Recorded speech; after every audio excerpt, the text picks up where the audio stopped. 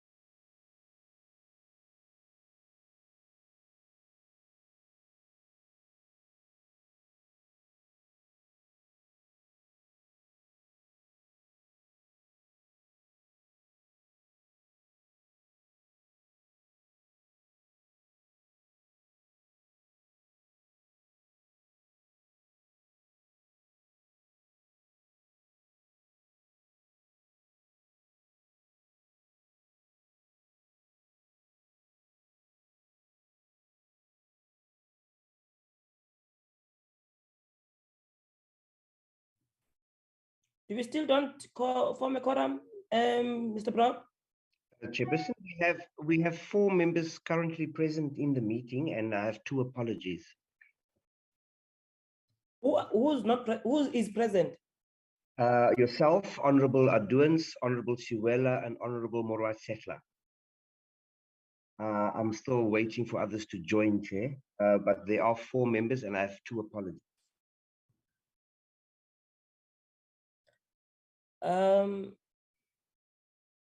Okay, all right.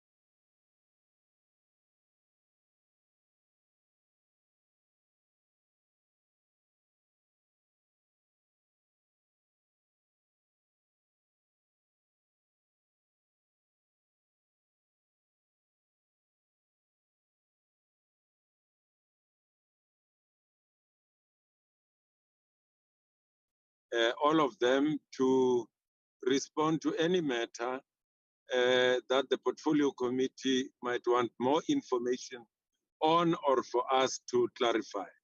We're presenting the third quarterly report cumulatively from the first and the second quarter report. The third quarter report highlights the end of the school calendar year for 2021, but of course the third quarter for the financial year. We providing highlights in the report featuring major activities, historical activities involving the minister and the deputy minister. To some extent, some of the work that some of us have been doing, particularly around the issue of driving learner support, which is what has taken me out to the Eastern Cape today. But also most important around infrastructure, led by the minister, weekly meetings that are chaired by the deputy minister to get us to account well in advance and to deal with issues of challenges that the minister also referred to earlier on. The presentation is going to be done by Ms. Nozipho Mbonambe in terms of performance information. The financial part of the report, the budget and the expenditure, will be handled by the CFO chair. If you allow, without any much ado, I'm going to request Usis Nozipho to start the presentation, then Mr. Kuno to just follow seamlessly, and then we take comments and questions, Chair. As the Secretary of the Portfolio Committee indicated, I requested Mr. Kuno to be on standby to move in case I get cut because of connectivity, and then to be able to lead the team of the department. But I'm very much part of the meeting almost throughout if the connectivity allows. Thank you very much. If you allow, I'll ask Mrs. Nozipho to start the presentation. Thank you. Good morning, Chair, honorable members, Minister, DG, and senior management of the DBE. As DG has already indicated, I will be taking you through the third quarterly report on the performance of the department in meeting its strategic objectives for 2021-22. Okay, yeah, I always struggle with moving the slides. Let me try again. Okay. Presentation outline has two parts. I'll be taking you through the part A on performance indicators and targets. In terms of the major highlights, as DG has indicated that there are highlights, but it's about 2 slides. The Basic Education Minister welcomed the launch of the MTN online school on 21 October. And this is seen as a cornerstone in terms of accelerating the digitization of education content in South Africa. It's a free integrated online education portal, which was developed in partnership with the NECT. So the Minister and Deputy Minister also hosted the Charlotte Maxeke Memorial Lecture in October to highlight critical issues and learning and lessons that young people can embrace in building a united South Africa. So this is based on nation building. The Deputy Minister also and the Eastern Cape MEC for Education through the ASIDI handed over Nkululeko Raro Primary School to the community of Mboqe Mthatha in the Eastern Cape on 29 October. The Director General also undertook an oversight visit to 12 schools in KwaZulu-Natal to motivate grade 12 learners as they were preparing for 2021 NSC exams. We will see more other DG engagements and the monitoring visits in the upcoming slides in program 1, in slides 30, and also I think, yeah, in slide 30, there's more visits that the DG has done, including the infrastructure monitoring and so forth. So the next slide is talking to the NSC, the learners that set for the exams, they're both full-time and part-time, and class of 2021 was the largest class also to sit for the grade 12 NSC examinations since the inception in 2008. We've seen more than 270,000 young people being placed in schools around the country during the phase 2 of the Presidential Young Employment Initiative in DBE, and started serving on 1 November. So we are providing job opportunities to the youth in terms of the economic recovery. And this is more about the admin and the marking of the exam, though the results have been released, but we've seen 41,500 markers being appointed to mark in 193 centers. And also just to highlight that the Director General also visited 177 of the marking centers across the 9 provinces. He also conducted pre-standardization meetings. I mean, the Director General conducted pre-standardization meetings with chief markers, internal moderators of 9 provinces on 20 to 23 December. And the next slide is showing a picture. Oh my goodness. Sorry, I always struggle. I'm not sure why. This picture when the DG was conducting those monitoring visits. 5 programs in the DBE that hasn't changed.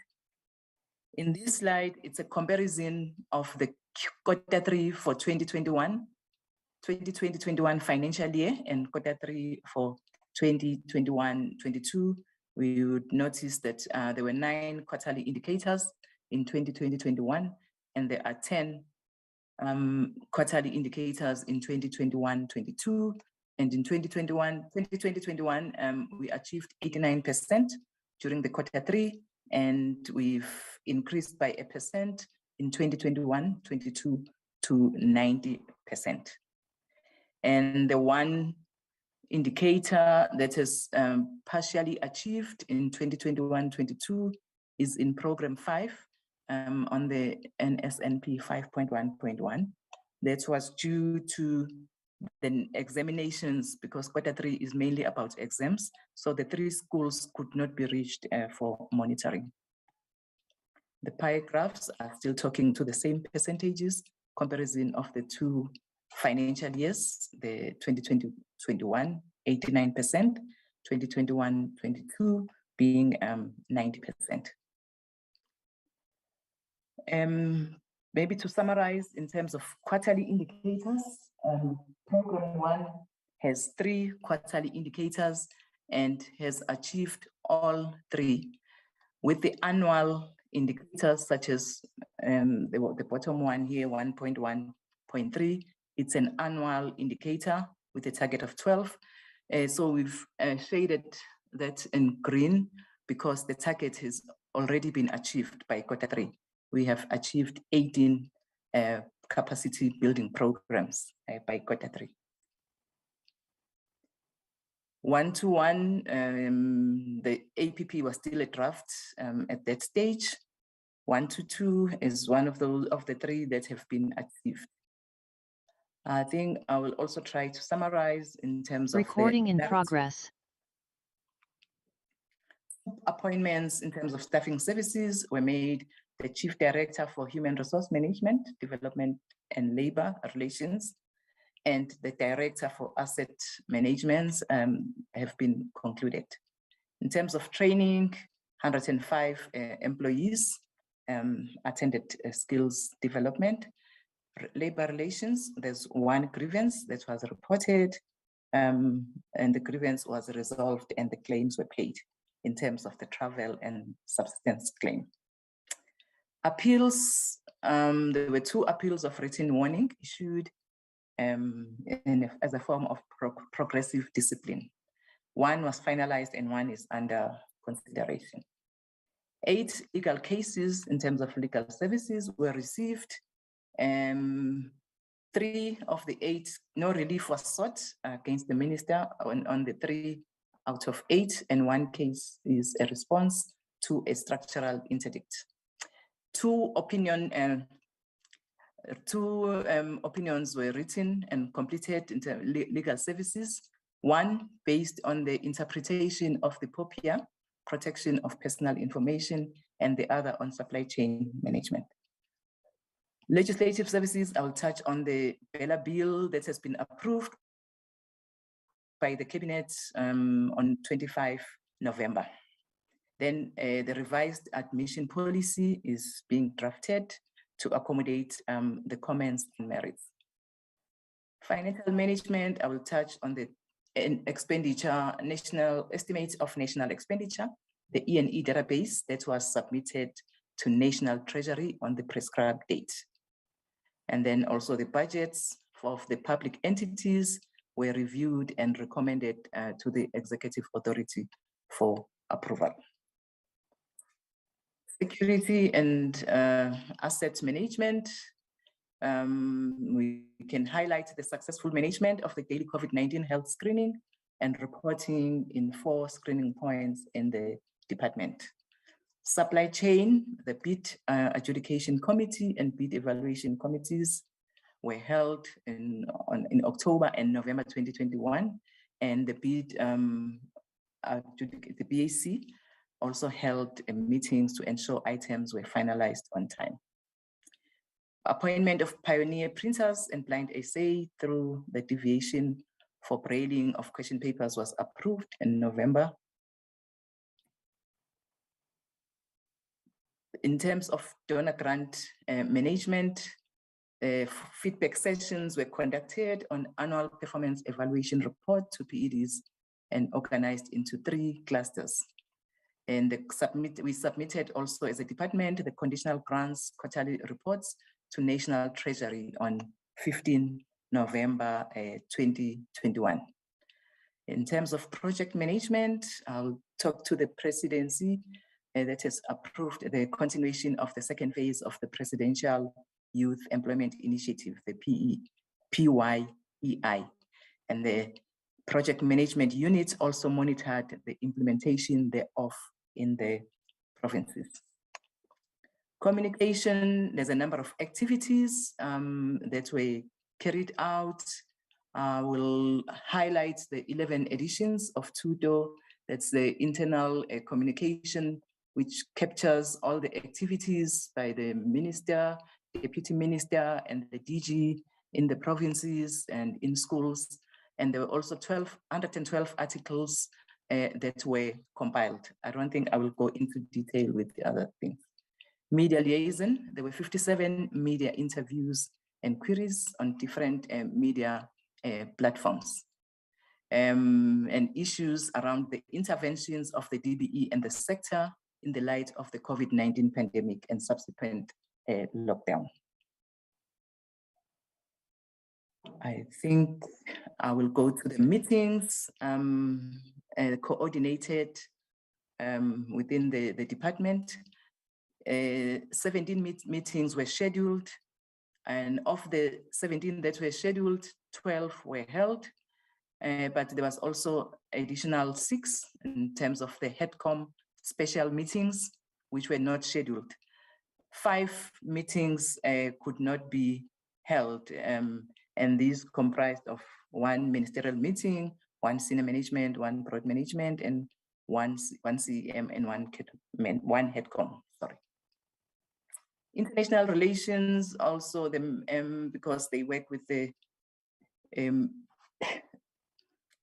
Office of the Minister, also in terms of the partnerships that we form with other countries to improve on the learning outcomes.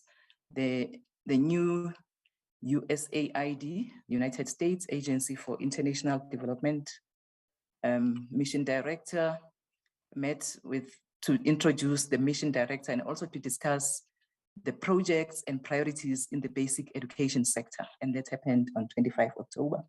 and also with UAE, United Arab Emirates, ambassador to South Africa to discuss their donation as part of the Back to School program. Also 10 November 2021, Unesco General Conference, which took place in Paris, to take stock of the activities implemented under the cooperation.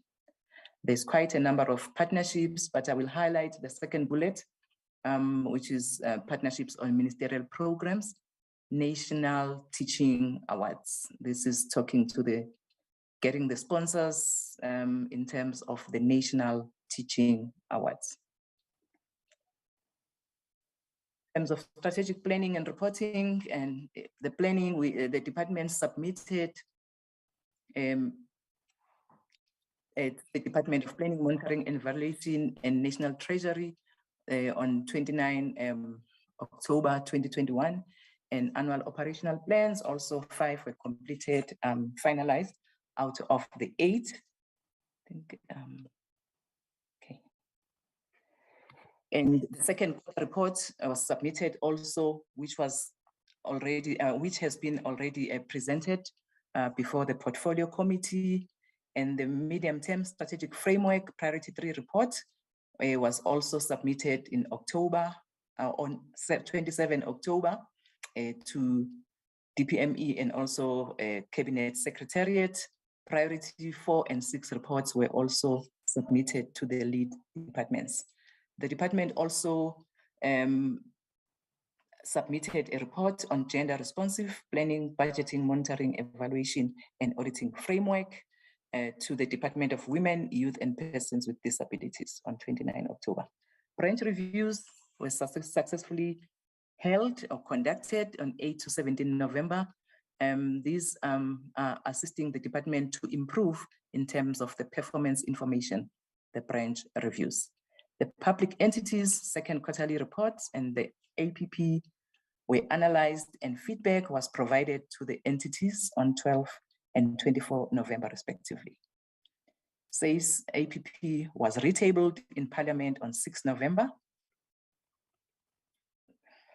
I struggle.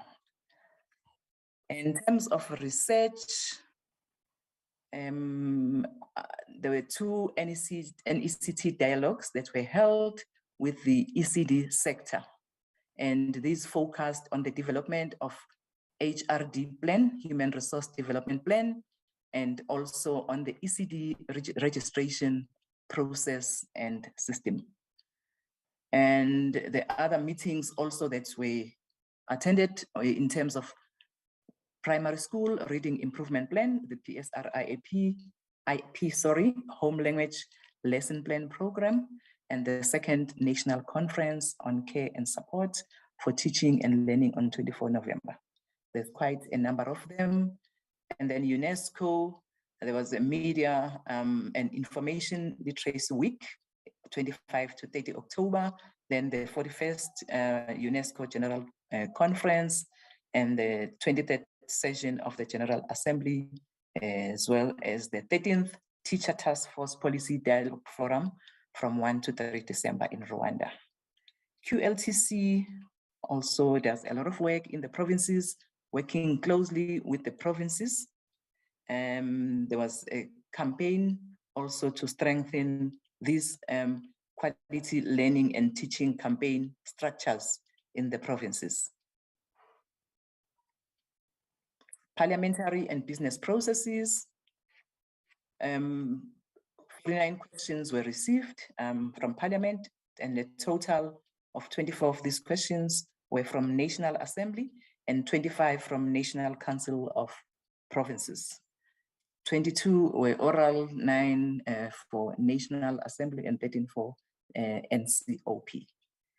And portfolio meeting, committee meetings due to COVID are held virtually.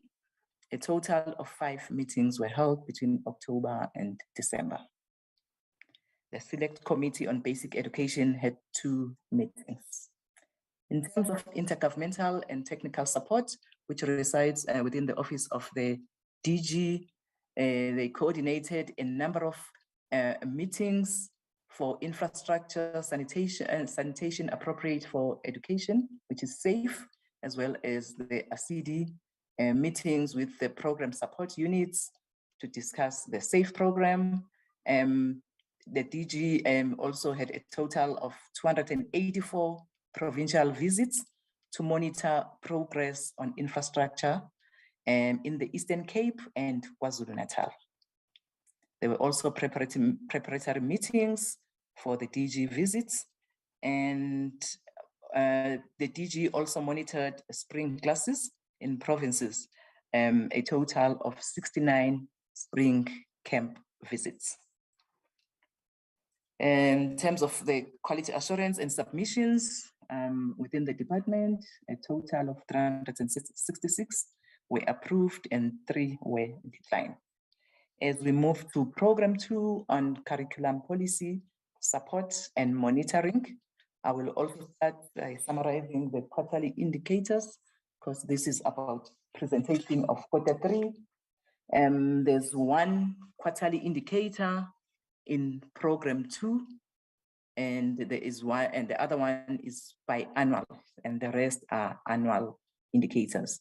So the one has been achieved during the Q3. And the other indicators are annual. So what we are presenting here is the milestones. So I will not go through the milestones one to one. And where a milestone, where the annual target has already been achieved, it's shaded in green, like 2.1.9, 2.1.10. The targets for the 2 indicators were achieved by end of Q3, which is a positive. So I will not be going through indicator by indicator unless there is something I would like to highlight. Also 2.2.3 has been achieved as at the end of Q3.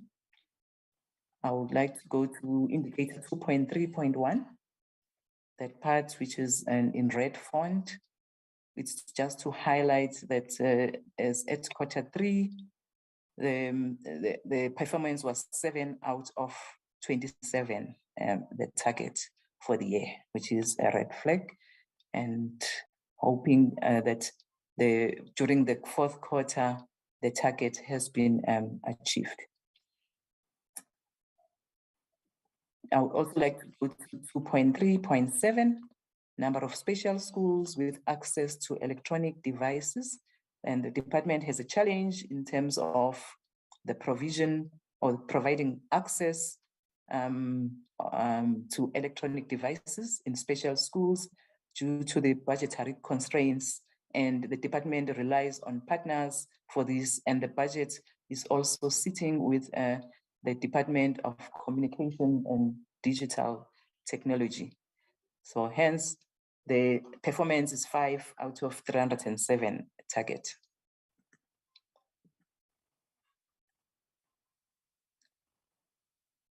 I think we can safely move to the ECD. In terms of the function shift, I will just highlight function shift that both national and provincial proclamations have been signed by the president and premiers, and all premiers signed the provincial proclamations. The Minister of Finance tabled the function shift in the medium-term budget policy statement on 11 November. And census has also been conducted on early learning. Data has been collected in the 37,000 ECD programs, and that are providing services to 1.5 million children. And that happened on 30 November 2021. Early years index, baseline assessment of early learning programs. Also, data collection was completed in November with 5,452 learners assessed across all PEDs. In terms of the enhancement programs, we are looking at the workbooks. I will rather go to the slide which is showing all the provinces when it comes to workbook. And MST, its monitoring was conducted in the provinces in terms of the mathematics and covering also topics on trigonometry, Euclidean geometry, finance and functions and graphs. Rural education, monitoring visits were undertaken, and also there was a workshop which was held in Mafikeng with the representatives from Provincial Language Board to quality assure the translated materials. So in terms of the workbooks, the delivery, I would like to highlight this was at end of Q3. And however, there was a change in terms of the percentage of delivery, or a move rather to 100% by the 1st of March. So when we presented to the portfolio committee, the APP, we had updated those slides, but we still left the Q3 at this percentage so that it doesn't cause confusion. Curriculum implementation, 53 subject reports on the evaluation of the NSC question papers. And as already indicated earlier, that Q3 is about examinations, and so is the National Senior Certificate. So it's mostly about the administration of that and the spring classes which were monitored, and also the implementation of phase 2 of the PYEI happened in Eastern Cape, Free State, Northwest, KwaZulu-Natal, and Limpopo. An implementation plan also for the introduction of Kiswahili into SA schools for the academic year 2022 has been drafted.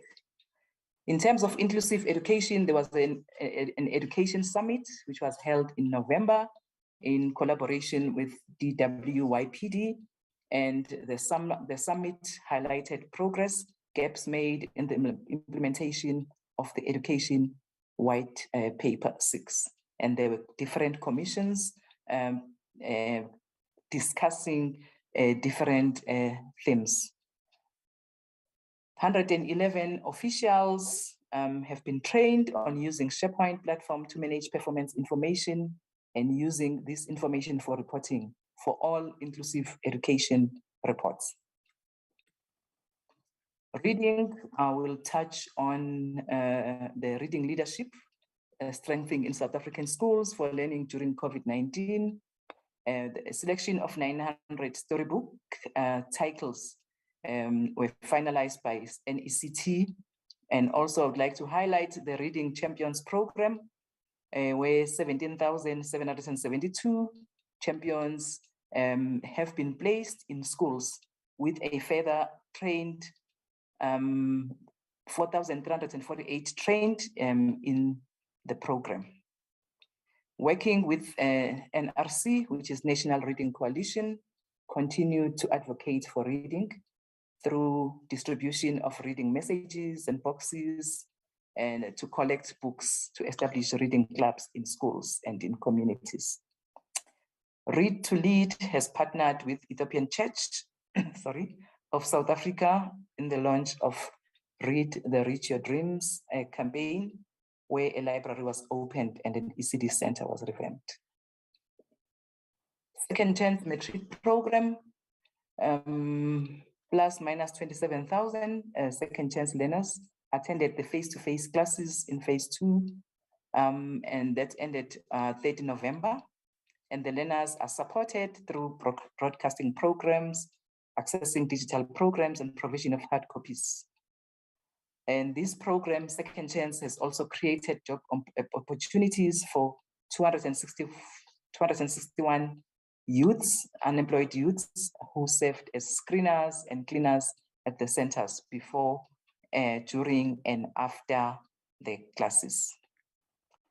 And that takes us to the next program, that is Program 3.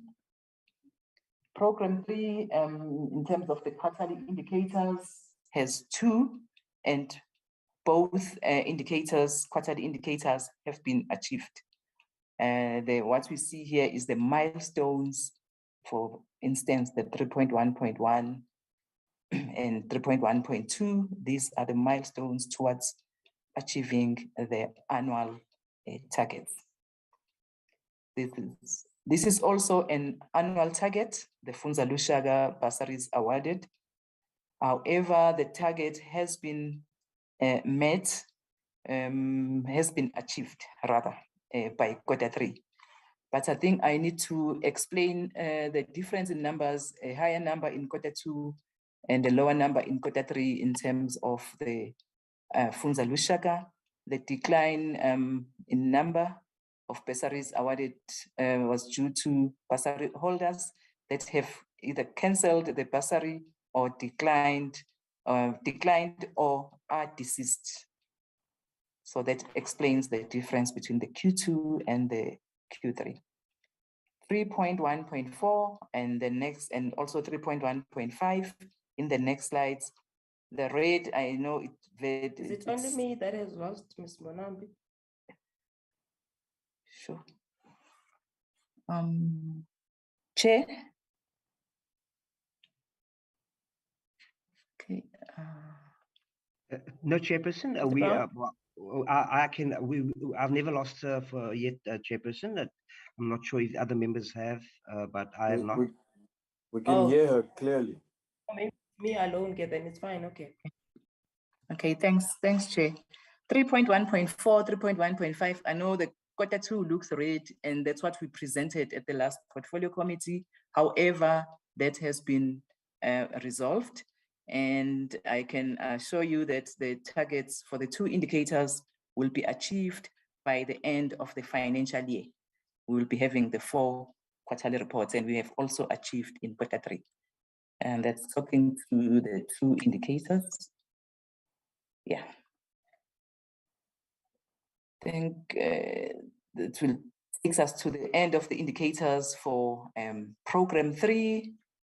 In terms of the education labor relations, dispute management, there were 22 queries, and 3 were rerouted to relevant units, 3 directed to PEDs, 1 referred to Mpumalanga, and the 15 cases were closed. Education, human resource planning, provisioning, and monitoring. Post-provisioning norms, 5 PEDs distributed their staff establishments to schools by 30 September as expected. 4 Limpopo, Mpumalanga, KwaZulu-Natal, and Eastern Cape, distributed the staffing establishments, Monitor education, human resource planning, provisioning, and monitoring continued. The department also monitors the number of qualified educators aged 30 years and below. 30 years and below, a total of 221 young qualified teachers were appointed in posts, of which 128 were permanent, 54 were temporary, and 39 were substitute and relief. I think for the 2 bullets, I would like to go to, I will go to the tables rather that are coming after this slide. In terms of educator performance management and development and whole school evaluation, 4 PEDs were remotely monitored.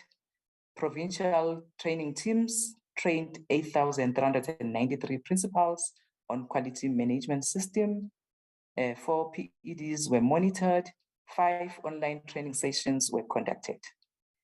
Initial teacher education has already been covered under the indicator slide in terms of the performance, the bursary, Funza Lushaka bursary awards. Then I'm coming back here to the Funza Lushaka placements.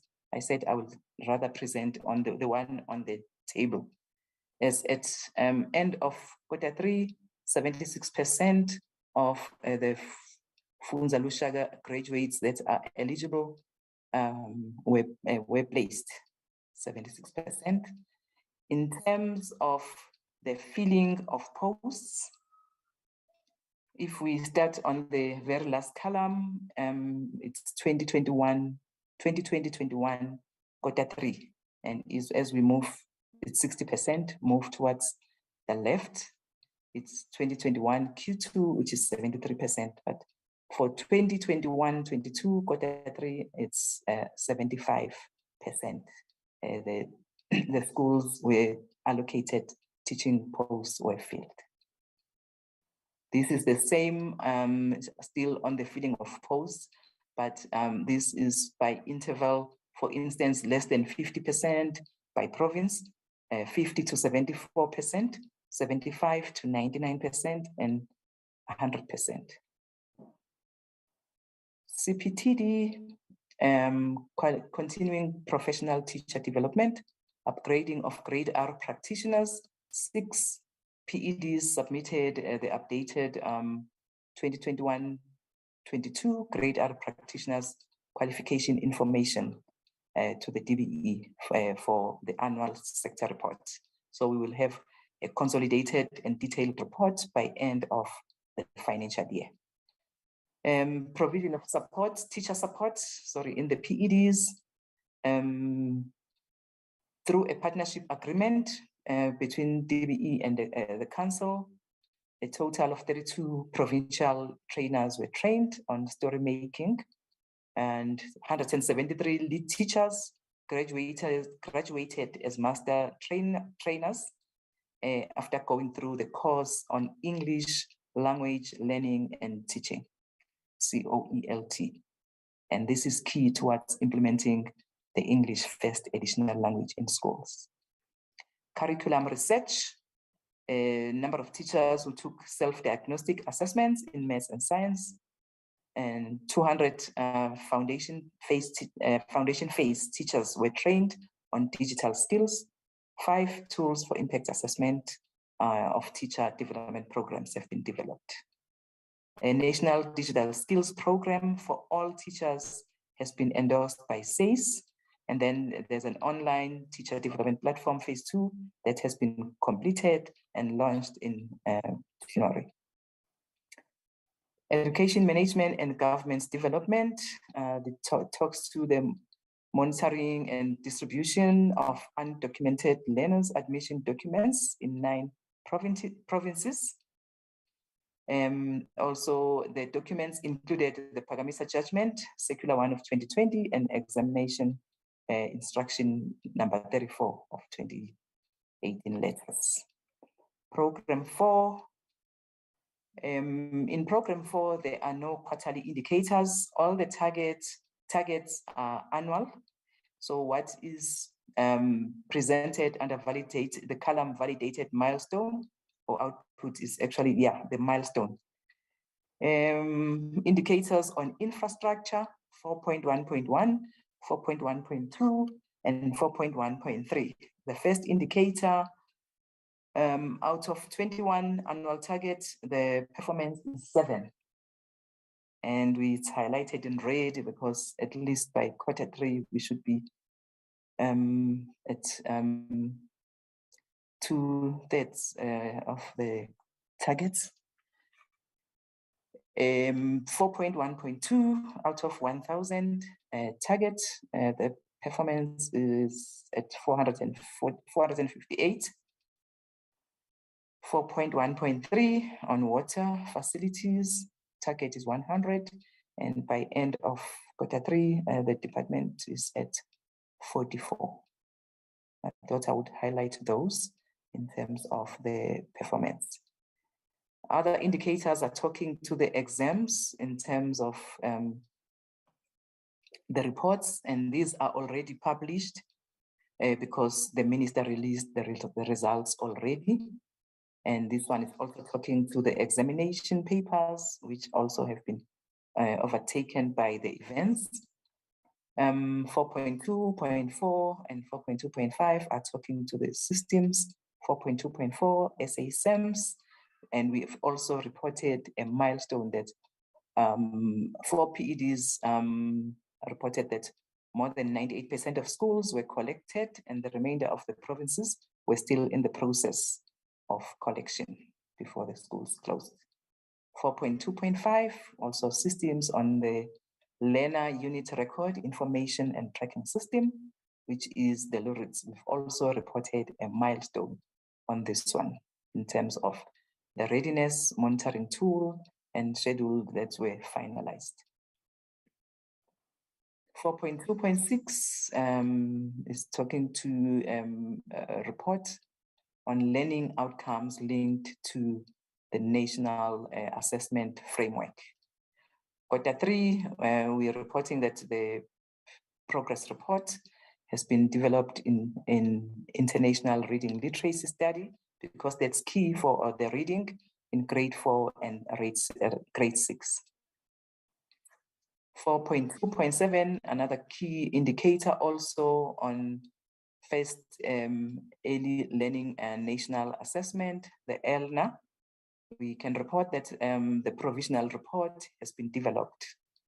4.3.1, district officials from districts that achieved below the national benchmark in the National Senior Certificate, they participate in a mentoring program. So this is also one intervention in terms of those underperforming districts.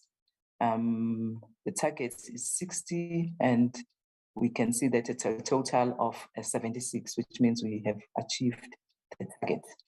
4.3.2 is also talking to school principals rating support services of districts as being satisfactory. And this one is a biennial indicator and is not applicable for 2021-22. So we monitor it every 2 years. 4.3.3, percentage of district directors who have undergone competency assessment prior to their appointment. Quarter 3, we have reported also the milestone, but the target is 96%. 4.3.4, underperforming schools monitored at least twice a year. This is also another intervention in terms of monitoring the underperforming schools. So far, we have reported a milestone because the department has to work with the provincial education departments in this regard. So Eastern Cape and Mpumalanga provided signed list of schools monitored. 4.3.5, district director forums held, target has been achieved. A total of 4 district director forums have been held. And we know this is driven by the minister. 4.3.6, districts in which teacher development has been conducted as per district improvement plans. The target is 60, and we've also reported a milestone here. We will have a final report or output by end of fourth quarter. Here I will just highlight EMIS. We've presented on the indicator performance, but I would like to highlight bullet 3 in terms of the South African School Administration and Management System, SASEM's modernization.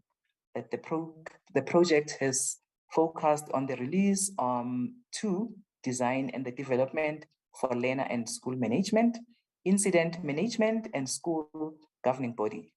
Then the 4th bullet is also talking to open EMIS demonstrations that have been successfully completed at different fora, ministerial district directors meetings, HEDCOM, subcom for district managers and e-education, as well as the Gauteng Department Education district managers, KZN and Limpopo, EMIS, school governing body associations, National Consultative Forum, and independent school associations.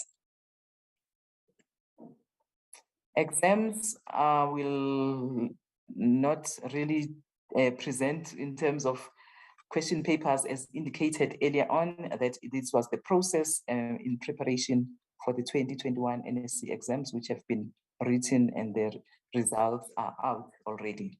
Same here, still on the exam administration.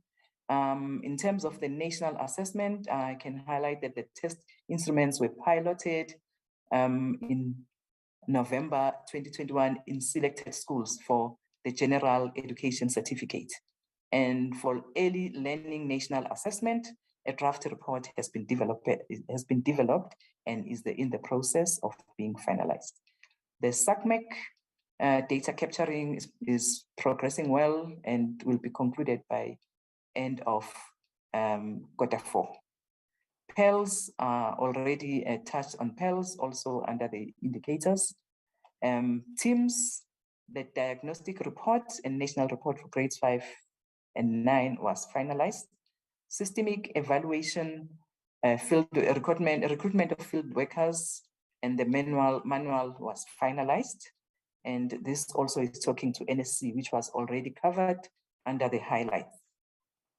Provincial budget monitoring, response to second quarterly electronic quarterly performance was uploaded for all 9 PEDs on the system, which is the EQPR system, and the feedback was provided on selected PEDs with regard to in-year monitoring spending for an identified month based on the analysis inquiries, and that's were made to PEDs about how they spend or their spending trends. The HEADCOM subcom on finance provides support also to the PEDs in terms of the compliance, improvement of the audit outcome, as well as the budget expenditure. Amendments to the national norms and standards for school funding, the national table targets for school allocation 2021-2023, and the updated national poverty distribution table. Then there was also a letter that was drafted to the Minister of Finance requesting his concurrence regarding this national table for school allocation 2022-24 and the revised national poverty distribution table. In terms of the provincial and district planning and implementation support, I will just highlight bullet 3 on the Northwest, section 100, 1B intervention, which was meeting which was convened on 15 November 2021, and also the DCMS HEADCOM subcommittee meeting on 1 December, where 43 members attended. I think I can highlight the last bullet here, which is talking to the district development model, and we know how key that is. Also, we can report that the coordination of the DDM technical committees in the sector is not uniform across the provinces, which has provided challenges. A plan has been agreed upon to communicate directly with the districts. School improvement support coordinators visited 641 schools in 27 districts to monitor and support underperforming schools. And this is also a very key. And in terms of the primary schools, 515 were supported. And there were also interactive meetings which involved circuit managers in preparation for the identification of the underperforming schools. This is talking to school and district incident management and support. A report on the state of readiness or school readiness for 2022 was presented to portfolio and select committees in November and December, respectively. The work of the NIDU, which is very key in terms of improving learning outcomes.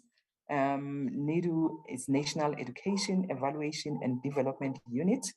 They conducted 30 workshops to remediate the report on teaching every learner to read at an average age-appropriate level, and also how teachers use DBE rainbow workbooks to enhance foundational literacy skills. So in this regard, 1,480 departmental heads and teachers, as well as 88 district officials attended the workshop in the districts indicated below. Infrastructure, this is education infrastructure in terms of the allocation, which is 11.6 billion. As at end of Q3, 10.2 billion had been allocated, which translates to 87.5%. As at 22 January, 1.4 billion was remaining amount. The RCD, this was covered under the indicator slides in terms of the number of schools completed, which is 7, the water provision, which is 44, and the sanitation provision, which is 262 for the third quarter, but we reported 458, which is covering also quarters 1 and quarter 2. This picture, it's the DG, as we've seen the number of schools, so the number of schools that he visits in terms of to monitor the infrastructure delivery and also to find ways of facilitating the delivery in schools. That brings us to the end of program 4 and program 5 on educational enrichment services. Program 5 has 4 quarterly indicators, and 4 indicators have been achieved as indicated earlier under the summary of the performance, and 1 partially achieved, indicator 5.1.1 on number of schools monitored for the provision of nutritious meals. So as indicated earlier, due to the examinations being conducted in quarter 3, 3 schools could not be reached. So in terms of the overall performance, the department is sitting at 100 out of the 120 target. And I'm almost certain that this indicator will be achieved, or this target rather, will be achieved by the end of the financial year. 5.1.2 is annual, and the business plans have been received for evaluation. So we will have also the final output by end of the financial year, by end of this month, which means in 2 to 3 days time. These 2 were achieved as indicated, and this is the third one that was also achieved. Safety, I did touch on the school safety. Okay, school safety, 20 districts were monitored across the 3 provinces. In terms of sport and enrichment in education, the K. Msepe Schools Cup National Championships for netball successfully held. Spelling Bee, Setswana, and isiXhosa word lists have been developed for 2022.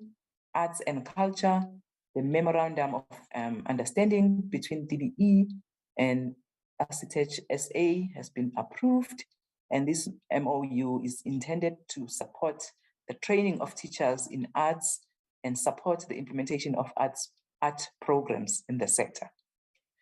School nutrition, it's already covered that 17 schools were monitored during the quarter under review. Well, health promotion, the World Health Organization, a donation of 7 million deworming tablets was received in November 2021. A draft MOU with Colgate Palmolive has been developed and is with the Department of Health for inputs. CSTL week started with the comprehensive sexual education, the CSE colloquium, which was held on 22 to 23 November in partnership with University of Joburg at the Council for Scientific and Industrial Research, the CSIR in Pretoria. And this was followed by the CSTL National Conference, which was held virtually in partnership with UNICEF and ECT and MIET, which is Media in Education Trust Africa, on 24 to 25 November, and concluded with the launch of Breaking the Silence, which is the TV series at the SABC studios, and that happened on the 28th November. CSE parent sensitization workshops, which is comprehensive sexual education were conducted in 32 schools in Johannesburg South. 240 SMT school management teams and SGB members in Eastern Cape, where Northwest and Western Cape provinces were sensitized. In terms of the adolescent girls and young women, AGYW package of services, 55,334 girl learners out of a target of 36,432 were reached. Hand washing day commemorated at Zimasa Primary School in October. And the DBE policy on the prevention and management of learner pregnancy in schools was approved by Cabinet on 29 September and was subsequently gazetted on 3 December. Social cohesion are already covered the Charlotte Maxeke Memorial Lecture under the highlights. Rights and responsibilities on violence and bullying prevention initiative. In support of the anti-bullying campaign, a jamboree was organized in pursuit of importance of school safety on 15 October. The National School Moot Court Program, the department in partnership with Department of Justice and Constitutional Development and South African Human Rights Commission, which is SAHRC, hosted the 10th National Schools Moot Court Competition, grades 10 to 11, virtually from 6 to 10 October 2021. Kosi Albert's Lutuli Oral Program. There were national finals on 15 to 17 October 2021 with 34 learners and 69 officials in attendance. Psychosocial support conducted the resilience training sessions for Northern Cape district officials and also guide for learner support agents and schools on providing psychosocial support for government to government learner support agents. This slide is presenting the National School Nutrition Program, NSNP, schools that were provided with the nutritious meals, apologies. The last column, which is the total, showing a total of 19,553 schools by the third quarter. And this slide also reflecting on the NSNP, but is reflecting the number of learners that were provided with nutritious meals by quarter 3. The very last row at the bottom is the totals per province, and then the last column and the total is showing like the national total, which is 8.9 million learners, 8,916,552 learners. And that was the last slide in terms of the performance information. I will hand over to the CFO to present the finance, budget and expenditure. Thank you, Chair. Thank you, Nosipo. Good morning, Chairperson and members of the Portfolio Committee, the Minister, DM, DG and colleagues. Can we go to the next slide, please? Yes, our budget, Chairperson, is 27 billion, and 82% of that is allocated to transfers that we make, and the balance, which is 18%, is divided into various items like compensation of employees, examiners, earmarked funds, office accommodation. If we can go to the next slide, please. Yeah, out of that budget of 27 billion, we had spent 22 billion, and the breakdown follows the same percentage breakdown that we showed on the budget side. I'll talk more to the expenditure on the next slide. Yes, thank you. On this slide, we're showing the budget and expenditure per program. Ordinarily, at the end of the third quarter, our benchmark is that the spending should be plus minus 75%. But at the end of the third quarter, we had spent 82%. The only area which is underspending is program 2, which is mainly curriculum. And that is because the bulk of the budget that relates to the workbooks only gets spent in the fourth quarter. Sorry, because the workbooks get delivered at the beginning of the school year, which is the beginning of the last quarter of our year. So that's why that one would find that the expenditure on workbooks would lag behind others. If we can go to the next slide, I think we'll skip one or two slides. Let's skip this one, please. I want us to go to this one. This one is the same budget and expenditure, except that it's shown per economic classification. And the two areas which are underspending is goods and services, and that's where the workbooks budget is sitting, as well as payments of capital assets. That's mainly the school infrastructure backlogs grant or RCD budget.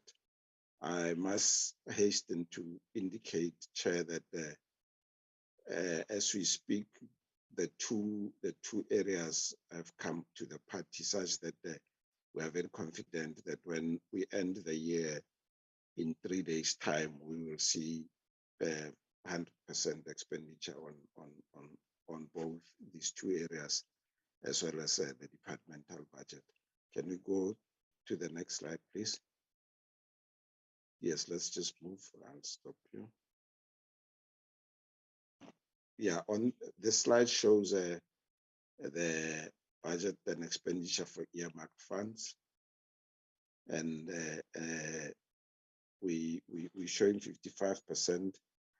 And as I've said, most of the bulk of the budget is workbooks. As you can see, 1.1 billion out of the 1.2 billion is actually workbooks. So that budget will be spent as I've indicated. Let's go to the next slide, please. Next slide. Next slide. Yeah, this slide is the conditional grants. It's a conditional grants slide showing all the conditional grants. We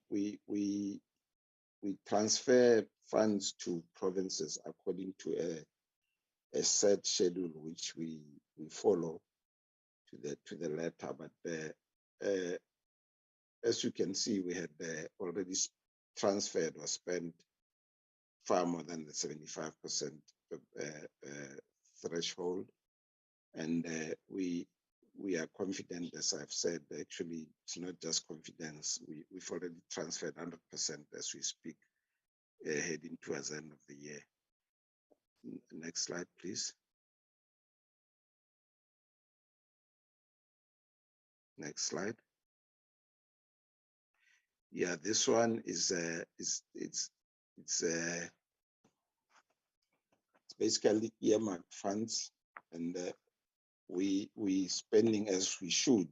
If one looks at the last line there, the total, it's actually public entities, sorry, not earmarked funds. As you can see, we were on par as at the third quarter. We were at 75%, so there are no challenges there as we speak. Next slide. Next slide.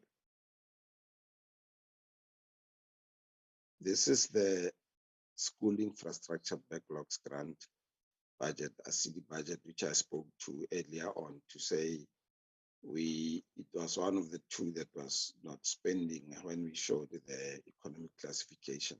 But I can assure the committee that As we speak, this budget is spending as it should, and come the end of March, we'll have spent 100% of the budget. I think this should be the last slide. Let me just check. Yes, thank you, Chair. Over to you, DG.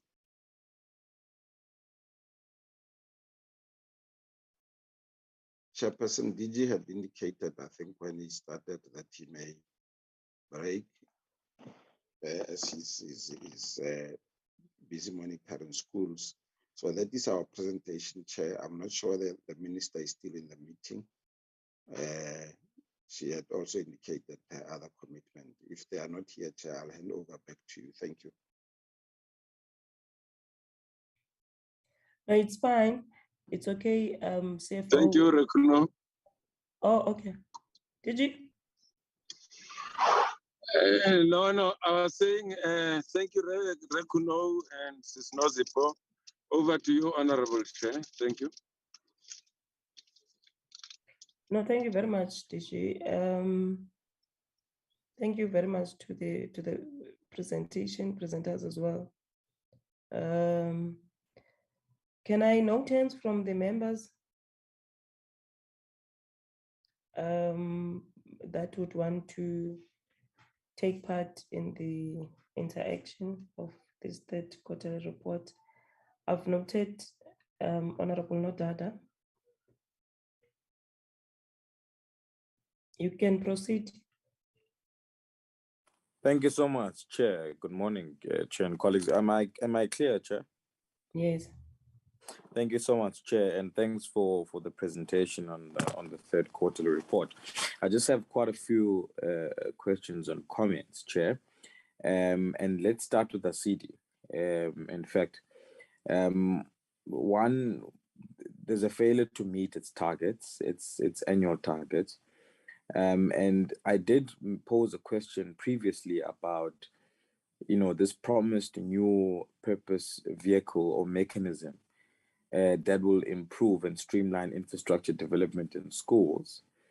And in March 2022, I had asked a question that the department indicated that there's still a backlog of 35 for the sanitation facilities, 101 for water, 41 for the replacements, of schools that have inappropriate structures. And I wanted to check with the DG on the line. There was an indication that a discussion would take place regarding this new purpose vehicle and how it would look like as an extension to what a CD already does for the department, and whether that discussion has taken place. And linked to that, what features of this mechanism will then be any different to a CD? And if so, from the CFO, what is the budget allocation and annual objectives of this mechanism, if any has been discussed? And if not, Chair, or that discussion has not taken place in this particular issue of a CD and the new purpose vehicle, could we then be kept abreast regarding that, considering that there has been quite a few challenges regarding a CD? The second one is on slide 42, in terms of the national reading plan. Are there any provinces that have not yet implemented the national reading plan, or any districts that have not started implementing this particular plan? On slide 36, there's an indication of technology and devices being critical to ensure that learners with special needs need not to fall behind. And I wanted to check, what are the reasons that the number of schools with access to electronic devices have not been prioritized or have fell behind? I might have missed this, but what are the reasons for them having fallen behind? And how much of the budget has been allocated to equip special needs schools with these necessary technologies in this particular report period that we're talking about of 2021-2022? In slide 51, there's an indication about mother tongue language and the textbooks thereof. And if we look at slide 53 as an example, Gauteng, Mpumalanga, and Northwest have the lowest percentage in terms of the delivery of textbooks. And Mpumalanga is sitting at 68%, Northwest 43%, and Gauteng at 42%. And what are the reasons for them not being able to deliver these textbooks? Or are these textbooks that I referred to here a top-up of textbooks that already exist? And if not, then it would be concerning that not even 50% of the textbooks, particularly in Gauteng and Northwest, haven't been delivered. And if that is the case, has there been any consequence management that has been implemented regarding the non-delivery of textbooks, as we've seen in the Eastern Cape as well recently, the failure to deliver textbooks because of a decision that was taken in November, December, which ultimately affects learning in the most poor and vulnerable of schools. And then just moving to other issues that I have noted outside of the slides. And I'll Chair, I would just like to quickly move through this one.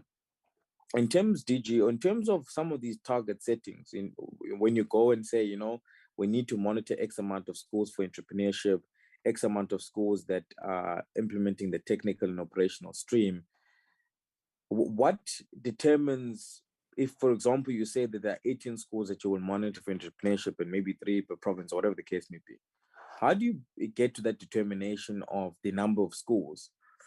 Considering particularly on the 3-stream model that has been put in place and other curriculum ventures that we seek to achieve, and ensuring that we equip learners for the world of work, would it then not be important to try and increase the oversight responsibility of DBE to provinces in making sure that they implement these curriculum offerings, particularly the 2 that I've mentioned, including things like robotics and coding and so on, to increase maybe the target to ensure that, especially in the most poor and the most vulnerable, where there's a need for good quality education and skills development, to focus on those districts and areas that we need to try and improve the curriculum there.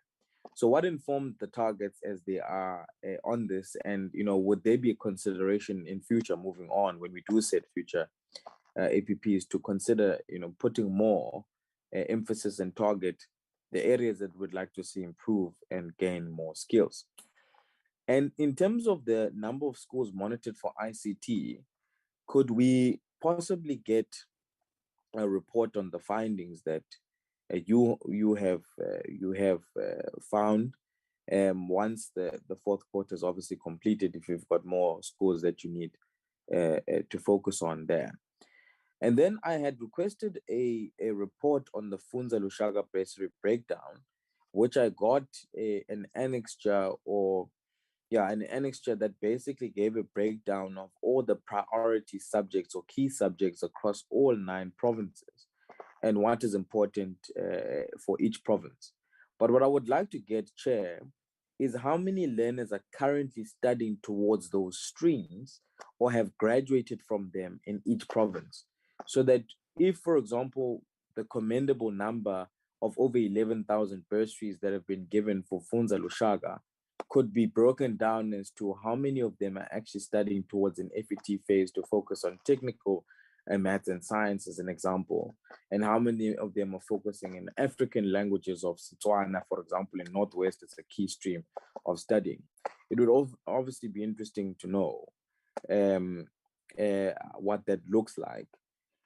And then the second last one for me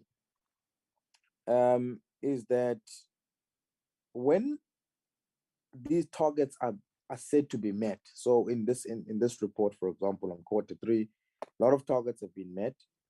Is there a tangible measurement of how quality teaching and learning is improved based on meeting these targets? So saying that, we've got a target of X, Y, and Z, we've met this target, but also there's a justification of tangible measurement of how quality teaching and learning has actually improved by the department meeting those targets. And then on the on the budget, there's been an indication that now a CD is spending as it should, and by the end of March, it would have spent 100% of the budget. I just have a concern there. I hope there's no fiscal dumping that's taking place because we're close to the end of the financial year. And if we can just get a reassurance that that actually is not taking place, so that we don't find ourselves, having to spend without meeting targets or trying to make sure that there's 100% spend, but the quality of delivery that was supposed to take place and making sure that we get rid of those inappropriate structures is actually not taking place. So I think those are just the questions that I have, Chair, and some of the comments that I do have. And then I think I will come back to this issue of Lutritz and SASMs that the DG referred me to as a mechanism to track dropouts, because I'm not entirely convinced that it actually it is the only effective way and strategy to trace learner dropouts. But I think that's a discussion that we'll take on board on another day. But I just wanted to inform him that I have been looking at that, and I think there is something that can be done in addition to using SASMs and Lutritz to track and trace dropouts. Thanks, Chair.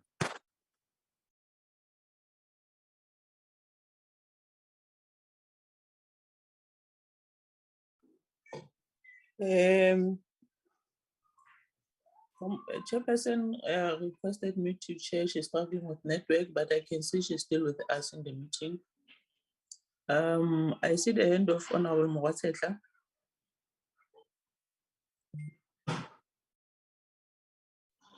Modula Studio Lemaloko Kamoka at this all-important portfolio committee on this platform. Good morning. Let's appreciate, Chairperson, the presentations from the department, DBE, and all the report that they have brought before us. I think we must appreciate the fact that indeed the report appears to be well crafted and well oiled, and accounting to what the department was able to accomplish to this far. However, Chairperson, I've got two questions to raise here. And the first question is the dichotomy that be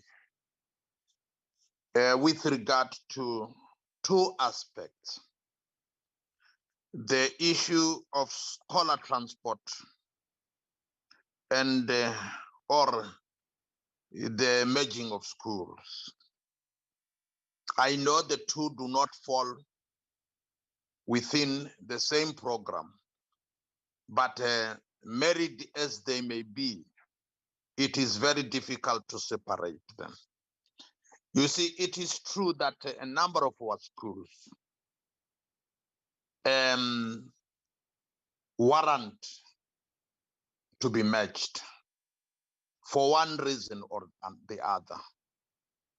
And in the main, where the schools have been so reduced in terms of learner population, such that even when you come to allocation of teachers, it becomes utterly unviable for such schools to perform, let alone to operate.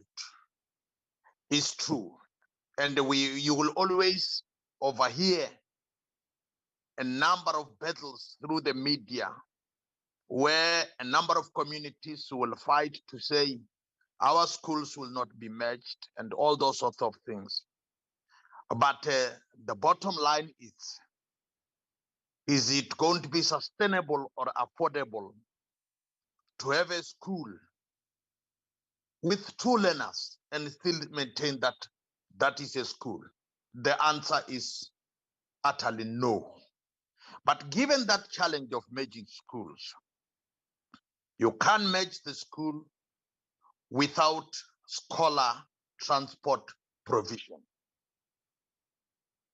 I wanted the department to take us on board, especially at the DBE level. How are they advising the provincial education departments to manage this so that maybe before merging schools, the issue of scholar transport should be resolved and be prioritized? Because you see, we find ourselves in a catch-22 situation wherein either the challenges going on within a number of provinces, Chairperson, is that there is still inadequate scholar transport in a number of communities where learners have to walk more than 10 kilometers plus. So the question now and the challenge is, when you merge schools, compounding the situation of scholar transport, how is the department intending to tackle this? Because to be honest, the two cannot be divorced from each other. The two remain inseparable.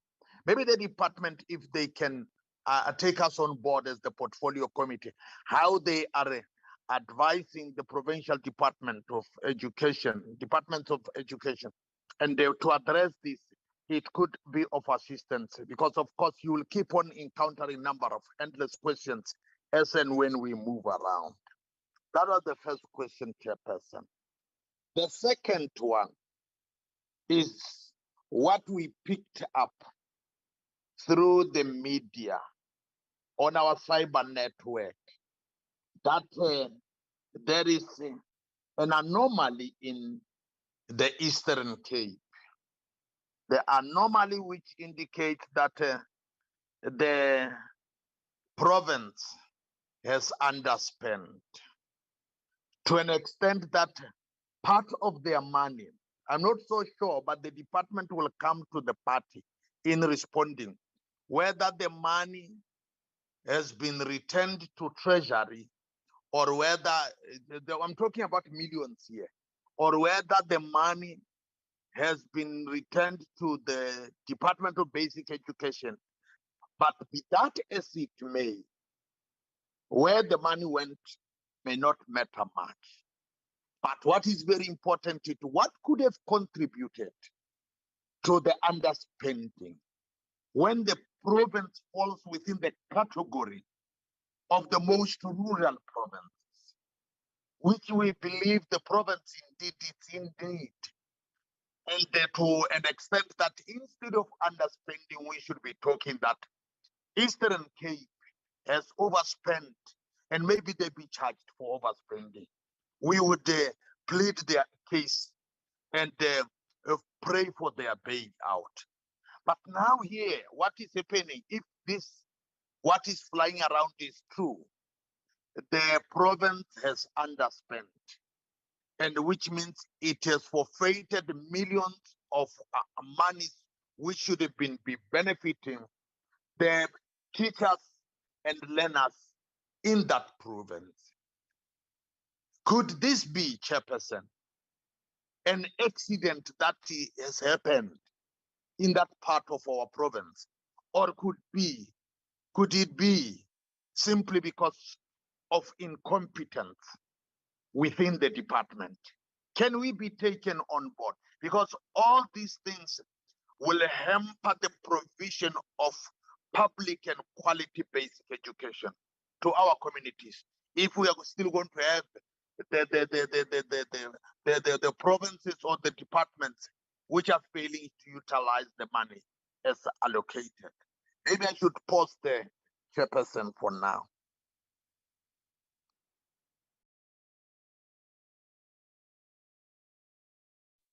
Thank you very No, much. thank you. Okay.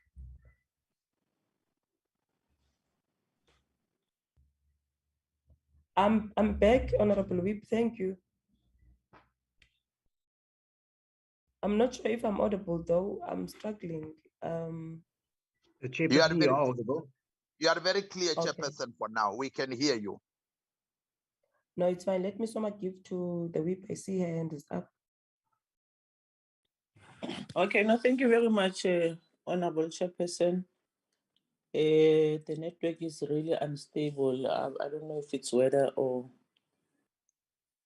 in this area or what. But before I lose mine, let me also appreciate the presentation of the Department of Basic Education on their performance and the third quarter of 2021-2022. We note the good work that has been done so far. This report is capturing a very important information that has taken time during a very crucial period in our education system, which is final examinations of all, not only matriculants, but of all learners in the country. We really appreciate the work that has been done so far. But we also acknowledge the challenges that they continuously facing, especially on the infrastructure, the backlog on the infrastructure, and efforts that they are putting in place in making sure that they continuously address them.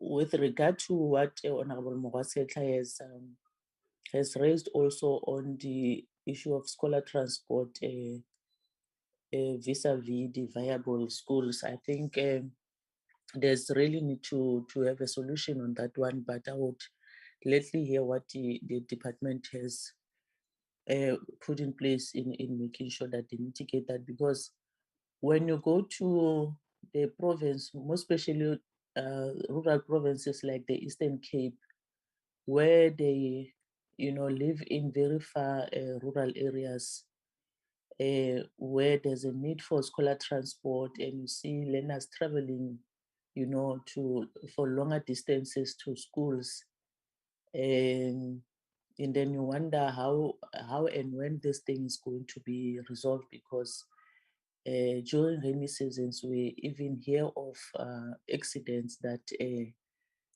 may occur in such areas. But for me, Chairperson, I see there's a little bit of growth and improvement compared to the last year's or the 2020-2021 quarterly report. There's a lot of improvement and a lot of achieved performance when you look into the slide on or slide 9 in the presentation. I think they need to be commended for that, because with all the challenges of of COVID and that we faced as a country, recovering from it, and up and downs on schools being had to be closed and all those things, but we see that there's a lot of improvement and a lot of performance that is recorded in this presentation, Chair. But I have one question maybe for the department, is with regard to the period during their monitoring, when they do their monitoring at the level of the schools or districts or in provinces, and they are faced with the challenges or they see challenges that are there. Maybe in a school there'll be inadequate maybe LTSM or or furniture or whatever the case may be, what is the immediate intervention during those monitoring visit? Does the department able to, assist where there's a challenge that they see during their monitoring period, more especially on the site where we see DG visited schools in KZN? What is the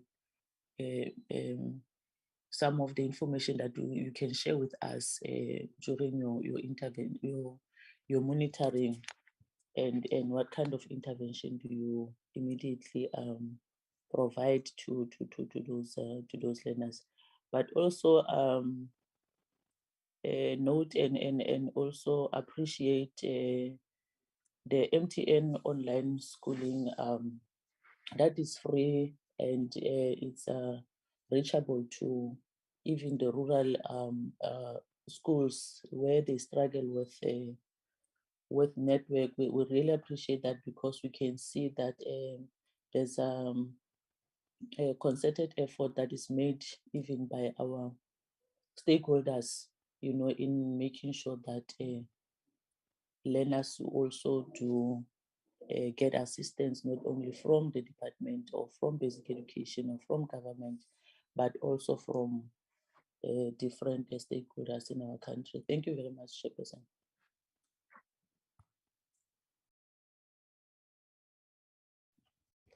No, thank you very much, Honorable Advance. Mine are very few issues. The first one would be, one must also say thank you for this third quarterly report as well, which we see that the department has tried to reach as many targets as you have set for the third quarterly report. But how is that going to assist in terms of improving your audit outcomes, CFO? How are you planning to improve your audit outcomes, and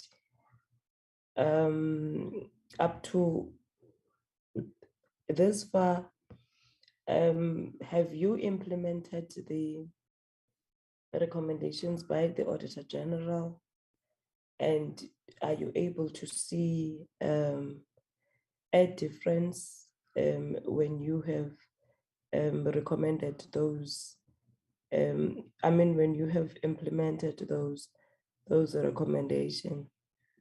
And then the second one, there is a slide which speaks to the low spending with regards to the delays in receiving the invoices from the implementing agents for the work that they have completed. What could be the reason for that? Are they not giving the invoices on time as the implementing agencies, or and what is the department doing if the situation is like that? And then there is also a slide on under program 4 where you show that the third quarter report is lower than the projected of 234.5 million, and the low expenditure is attributed to the underpayments for capital assets in the school infrastructure backlogs grant. So why is there underpayments for capital assets in the school infrastructure backlogs grant? So those are the main issues from my side. I'm not sure now who's gonna lead the responses. I'm not sure whether the minister or the DG is here. If not, then we go to the people that have presented. Chair, I'm here. I haven't checked whether the minister is here. Should I proceed, Chair?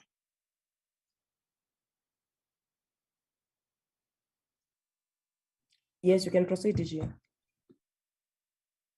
Thank you very much for the comments and questions, which are always enlightening, but also getting us to be on our toes when we prepare and come to meetings of the portfolio committee and get to do our work better next time or next financial year. On a lighter note, Chair, when it comes to Honorable Nodada, because he asked if I had the first salvos. I met with him at the airport, saw him face to face for the first time. I thought if we had tea on some of these things, we could have eased the work of the portfolio. It's just on a lighter note. But I know that he means business. He wants to ask these questions in a meeting of the portfolio committee because he means business.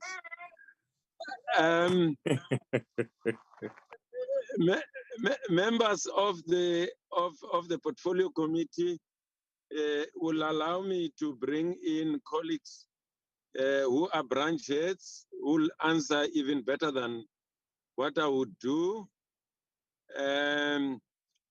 Let me start with the issue of the special purpose vehicle. I must commend Honorable Nodada for a very sharp memory. Yes, indeed, we did promise to get back to him. We met with ISA Infrastructure South Africa, led by Dr. Ramokgopa. We now have a clear understanding from all of us of what the special purpose vehicle is about and what the special purpose vehicle is going to be doing. It's going to be led by ISA, Honorable Chair and Honorable Nodada.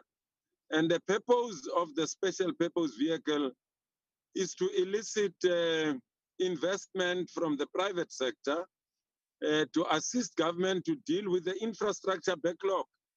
Not only in education, education features as part of social infrastructure, but it's going to deal with infrastructure broadly in government, whether it's from the economic sector, roads, to revive, resuscitate the rail and road network, but bringing in private investment in infrastructure rollout.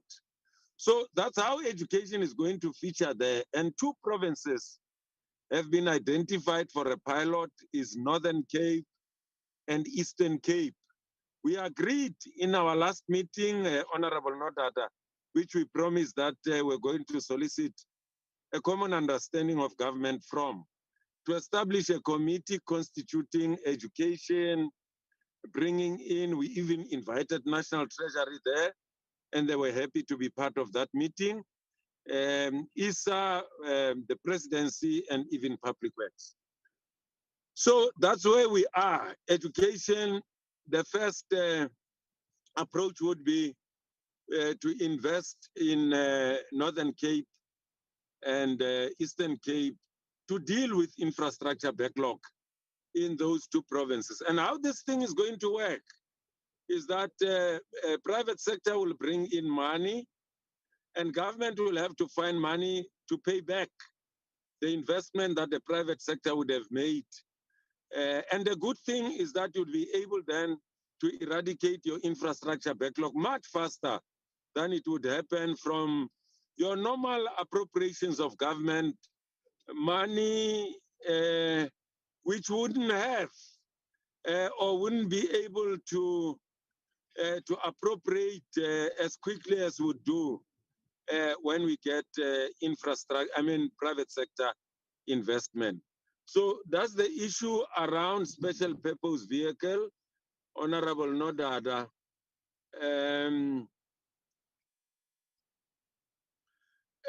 The reading plan, what we usually do is that we charge provinces to implement the reading plan. All provinces have implemented the reading plan. How do I know this? I know it because I chair meetings every year where they present reports on the implementation of their reading programs.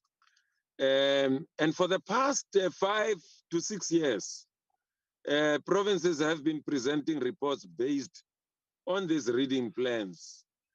And we also have a meeting convening every month at DBE level, where we're looking at progress made on SONA commitments. One of those commitments made by the president is that we should ensure that at the age of 10-year-old, all learners are able to read with understanding. So, for instance, last week we received such a report from curriculum, from delivery and support, from social cohesion, from a number of line functions, where line functions were giving an update of where the efforts implemented at school level, supported and monitored by districts and provinces in terms of reading. So every province has got a reading plan that I can put my head on the block. But what I might need to find out is the extent to which those translate into district plans. So on that one, I cannot vouch for now. Provision of IT to learners with special education needs. Learners with special education needs are actually ahead of everyone. I think 442 of our schools were to be covered by telcos, and telcos, the network operators. When I talk about telcos, it's network operators. They are at different level of providing not only connectivity, but even special devices for learners with special education needs in different schools. I think we could took honorable members to some of these schools where ICT has been deployed in schools for learners with special education needs.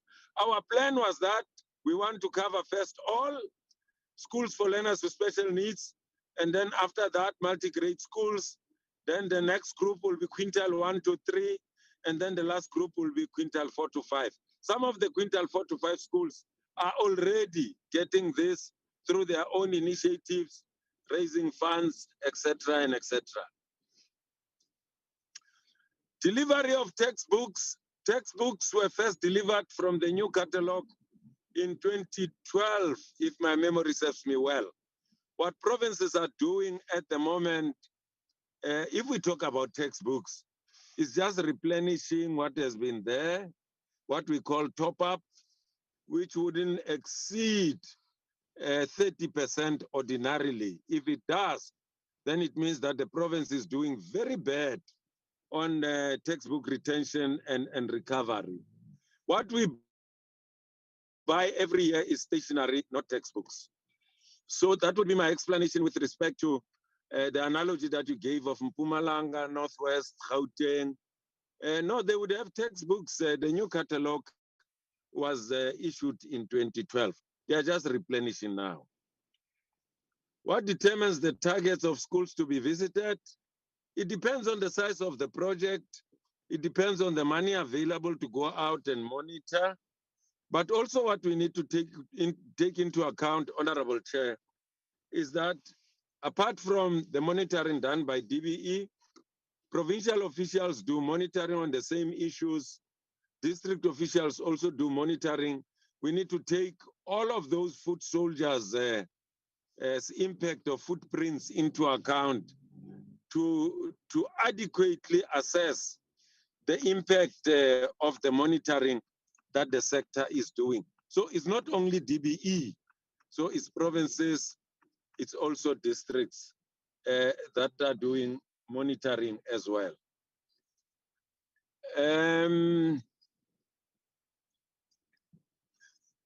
So if the resources like money for monitoring it becomes more available, which we increase it over the years, we increase the number of schools that we monitor.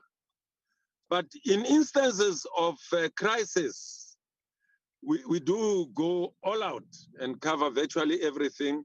For instance, I can say SAFE, because SAFE was in real trouble.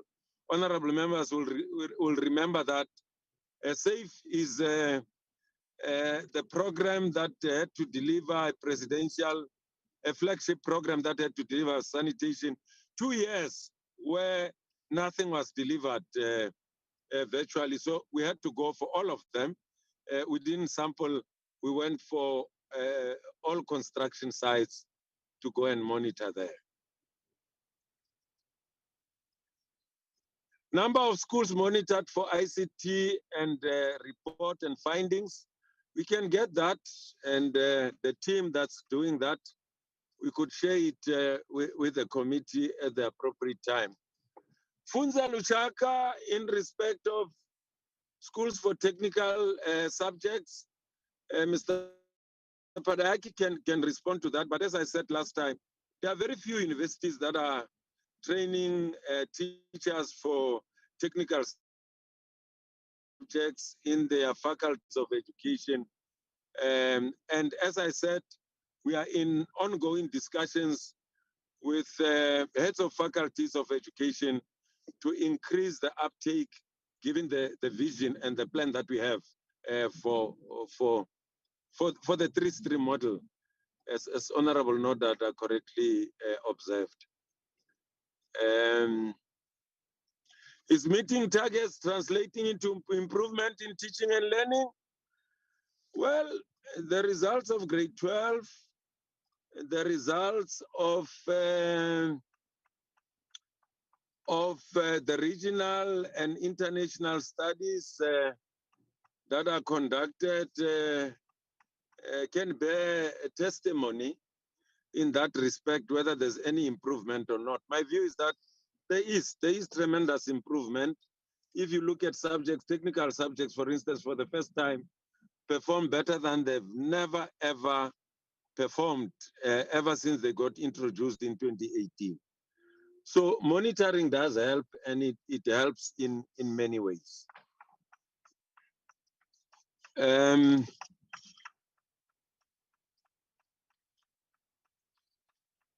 Let me see. Luritz. Yeah, I'm sure, Honorable Nodada, this one was just a tongue in cheek. I didn't suggest that Luritz is the only way, but for us in the sector, it's a reliable means to help us determine, the extent of the dropout rate. I do agree that there could be other means to determine the extent of the dropout rate and the impact of the dropout rate. We're also working with some NGOs here who are also, doing work in this area. The zero dropout, we've shared notes with them many times. So I do agree with you that Luritz might not be the only way. Honorable Murwatsetla, I agree with you that there is an inextricable relationship between learner transport and the measure and closure of small and unviable schools. Coincidentally, last Sunday, we met with all the 9 provinces. I was extremely pleased with the plans that they presented. Sunday from 2 o'clock up to about 6 o'clock, we were in that meeting, 5:30, 6 o'clock, and we have agreed to meet at least once a quarter but get committees that deal with that to continue to do work.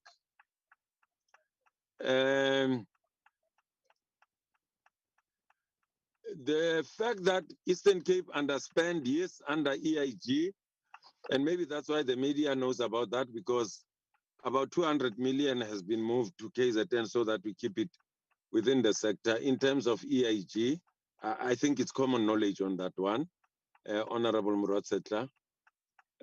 Underspending, well, it's a number of issues, capacity challenges, the relationship actually between that department and provincial treasury. I've had a meeting with them. I've written to the DG to mediate between the two. I've told that the first meeting has happened. I think the major issue is between provincial treasury and the provincial education department.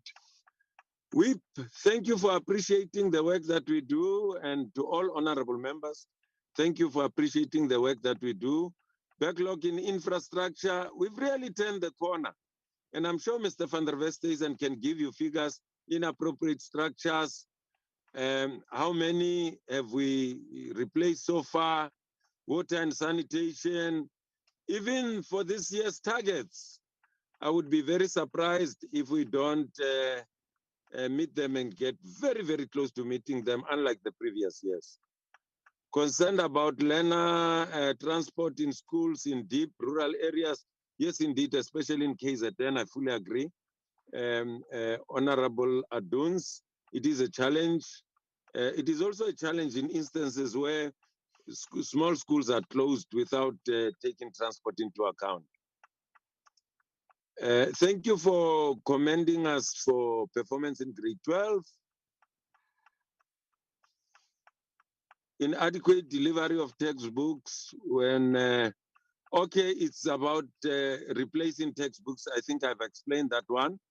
Honorable Chair, how are we planning to improve our audit outcomes? I'll leave that to the CFO, but I can tell you that we've been working very hard. The teams are out. The major issues are two things: irregular expenditure and misstatements in the financial statements. But I'll leave it to the CFO so that I don't cover everything. Maybe I should invite Mr. Padayaki, after that, the CFO, and then anyone who'd want to add to what maybe I might have not fully covered. Thank you very much, Chair, for your indulgence, honorable members and colleagues.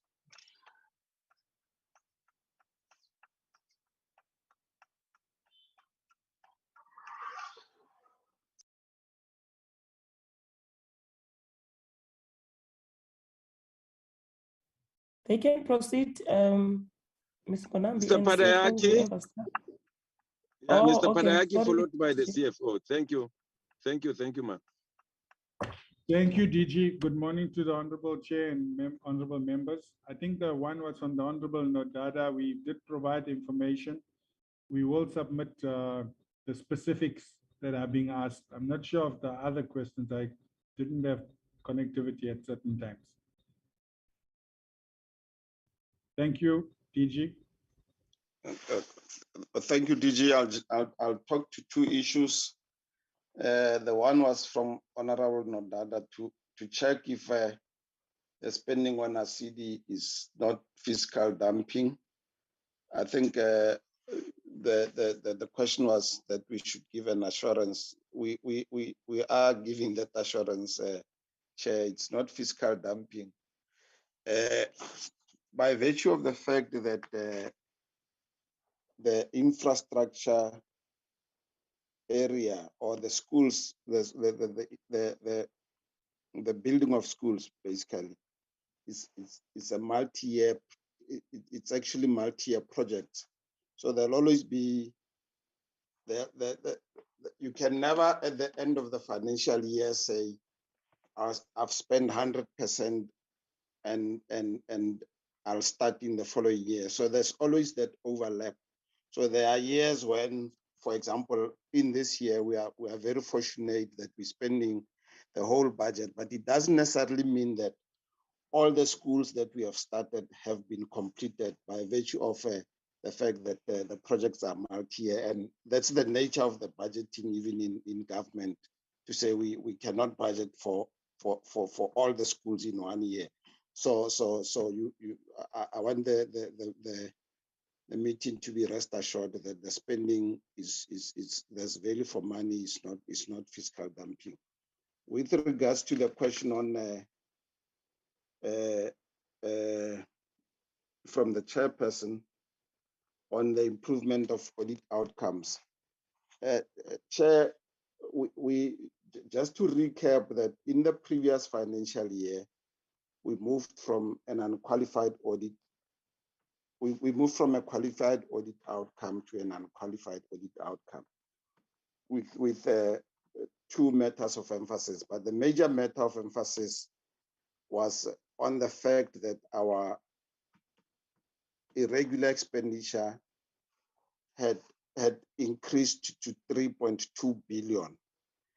And it had increased to 3.2 billion, Chair, because in the previous year, in the 2019-2020 year, the AG had raised an issue as part of the qualification to say they don't have an assurance, or they don't have they are not able to assess what work we have done on the infrastructure side to verify the authenticity of the irregular expenditure that we had reported. That was in 2019-2020. So what we then did in 2020-2021, which is the previous financial year, was that we went all out to all implementing agents and checked all the irregular expenditure, starting way back to when RCD started, I think at 2011 or so. And that's why we came out with this big figure of 3.29 billion. Sorry, 3.209 billion. That 3.209 billion, only a small fraction related to the year under review. So that about 2.7 billion was going way back. So the point we are making, Chair, is that there's no way that there can be a repetition of the 3.2 billion irregular expenditure, because that 3.2 billion has been covered going years back. We are nevertheless repeating the same exercise that we did last year of going to implementing agents to make sure that the irregular expenditure that they report is correct. But as I say, we won't reach even a fraction of the figures that we reached last year, because last year it was because there was a backlog of about 10 years. So that's the major issue, Chair, that was a matter of emphasis, not a qualification matter. The other matter was the restatement of financial statements, and this is related, Chair, to the same RCD issue, where we would get information from implementing agents to record in our financials. But by the time the AG goes through to audit that information at implementing agents, the AG would find that that information would have changed between the time that was reported to us and the time it was audited. And that's why we would find that the finding then says your financial statements are not what obtains on the ground, and that's why there was a restatement. What we are doing this year, Chair, is that from the infrastructure and IA side, we by the end of this month, we are going to get financials for the 11 months up to February, so that whilst we're still waiting for the closure of the last month of the financial year, because we close March at the end of April. While we're waiting for the closure of March, at least we are able to work on the 11 months financial statement. So those are the two issues, Chair, that led to matters of emphasis in the last audit outcome. Let me just check. Yeah, no. I think there's been an improvement, Chair. Chair, you also asked about the delays in IA submitting invoices for work done. There's been an improvement because what we have done this year, this relates, Chair, to, and it goes hand in hand with the other question that you asked, Chair, of underspending on capital assets. What happens is that most of our implementing agents are paid tranches. I think there's only one which is not paid a tranche. So what then happens is that we pay them tranches, and then only after they've spent the money would they give us invoices.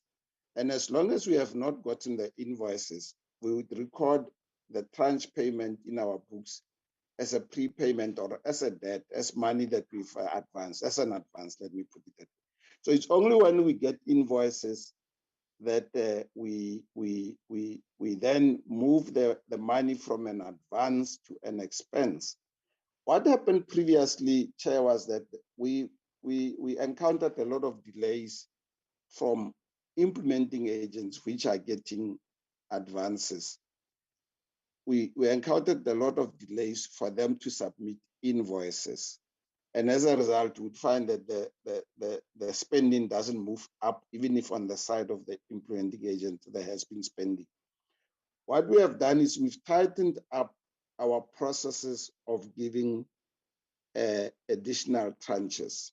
For example, you know, before you get the next tranche, we make sure that you've given us, or an implementing agent has given us, at least 90% of the invoices relating to the previous tranche, so that we don't sit with money that's in the implementing agents, on the implementing agent side, whilst on our side it's not expenditure yet. So that's those are the measures that we've put in place, Chair. And then we're seeing improvements because, as we've said, last year we actually, when the year ended, we had a lot of money that was sitting at implementing agents, which on our side created cash flow problems. But this year we've been more tighter, and that's why in my presentation I've mentioned that the spending this year would be very close to 100%.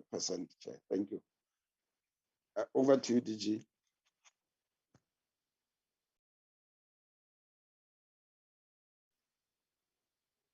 Chair, I'm not sure whether the DG can still hear us. There was a point which DG made to say maybe Mr. Van der Westhuizen may want to come in on one or two other matters. I'm not sure whether there is really issues that are still not dealt with. Mr. Van der Westhuizen, is there anything that you want to add from the infrastructure side?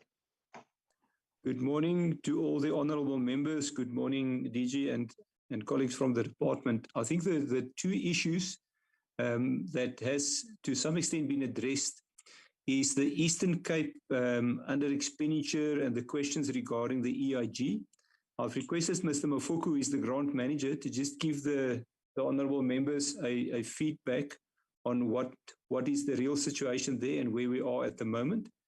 And he can maybe also just refer to the transport issue, the link between rationalization and transfer. Mr. Mafoku, if you can just give us some feedback, please. Thank you, and good morning, Honorable Chair and honorable members. The DG has already touched on part of the question on the 205 million that was transferred from the Eastern Cape to KZN.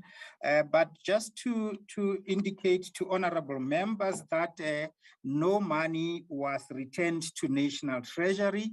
The money was in the sector, and in order not to lose that because of the challenges in the Eastern Cape, that money was transferred directly from Eastern Cape to KZN. So no money was returned to National Treasury. But with regards to the reasons behind the challenges in the Eastern Cape, we identified that challenge right from the beginning of the financial year in the first quarter. And one of the major reasons was as a result of the majority of contractors having suspended activities in the previous financial year as a result of delayed and non-payment caused by COVID-19 related budget cuts. And some of the contractors refused to go back on site, and that created some challenges. What we did as the DBE, we met with the team, and thinking it was in the second quarter, and we started to develop a recovery plan for the province. And that recovery plan included accelerating the process of awarding replacement contractors where contractors had terminated their contracts, bringing forward projects that were due to start later in the financial year, taking to procurement projects where design had already been completed, and also reallocating some of the portfolios from other implementing agents that were not performing to other implementing agents. So in the third quarter, then we also met with individual implementing agents over 2 days, just to follow up on the implementation of that recovery plan. And subsequent to that, we also met with the team together with their technical support unit to follow up on that. DG has already mentioned that there were some serious delays with regards to approvals from the provincial treasury, which warranted DG's intervention, which he did. And unfortunately, it was already late for some of those projects to start spending. Those projects that wanted to be approved by the provincial treasury, most of them approvals came in January, early in January, late in January. And as we are aware, in terms of infrastructure, a project at the beginning does not really spend that much. So that is the reason that caused the huge under expenditure in the province. What have we done in preparation for the next financial year is that we have already met with the province and the technical team and the implementing agent. We held a planning workshop in preparation for the next financial year. And we will be meeting with the provincial team again next week. And we meet with the team through the DG's meeting every Friday to get reports on their readiness for the next financial year. But as a unit, we meet with the team. As I indicated, we have already had a workshop, a planning workshop with the entire technical team of the Eastern Cape to prepare for the next financial year so that we do not have this kind of a situation coming into the next financial year. Thank you, Chair.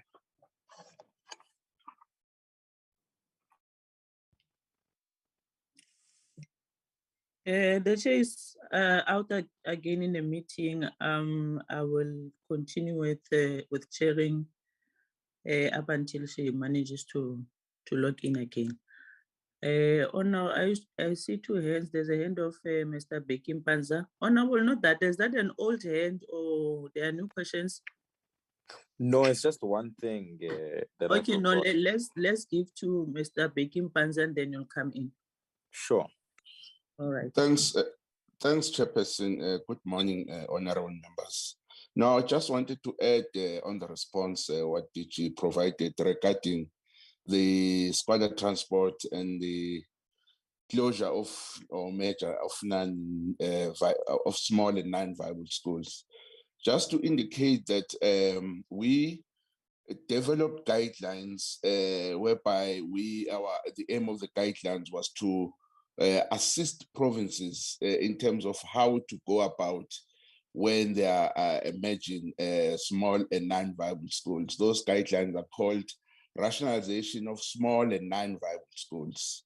So we further also in 2019 and 2018 and 19, I led the process where we workshopped all provinces in terms of what are the processes that they need to follow before they close the school or merge non-viable school. So one of the conditions or prerequisites is that if there is no budget for scholar transport, then the school cannot be closed or merged, because it's one of the requirements that the scholar transport must be provided if the school is closed or merged. Maybe, honorable member, what we need to do is to revise that workshop again, because you may find that maybe there are new officials that were not there when we ran those workshops in 2018 and 2019. But we do have guidelines that really stipulate that the school cannot be closed if there's no scholar transport. For instance, even provinces like KZN, they have a list of schools where they've conducted consultation with all stakeholders, but now they cannot proceed with the closure of those schools because of the budget constraint regarding scholar transport. Thank you. No, thank you very much, Mr. Mpanza. Honorable Nodada. Thanks. Chair, sorry, man, I forgot one thing as I was going through my notes.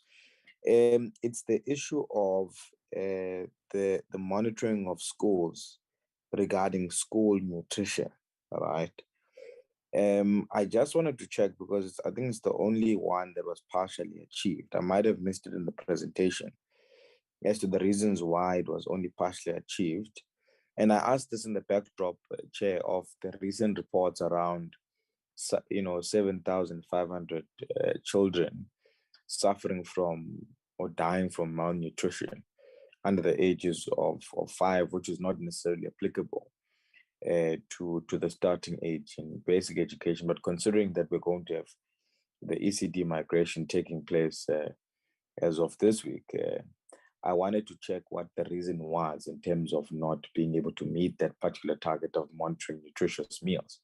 And linked to that question, there was a discussion around providing 2 nutritious meals for certain quintile schools, and whether that's still in the pipeline or happening in certain areas, or whether that discussion is still taking place. It's just that, Chair, that I completely forgot. Thanks.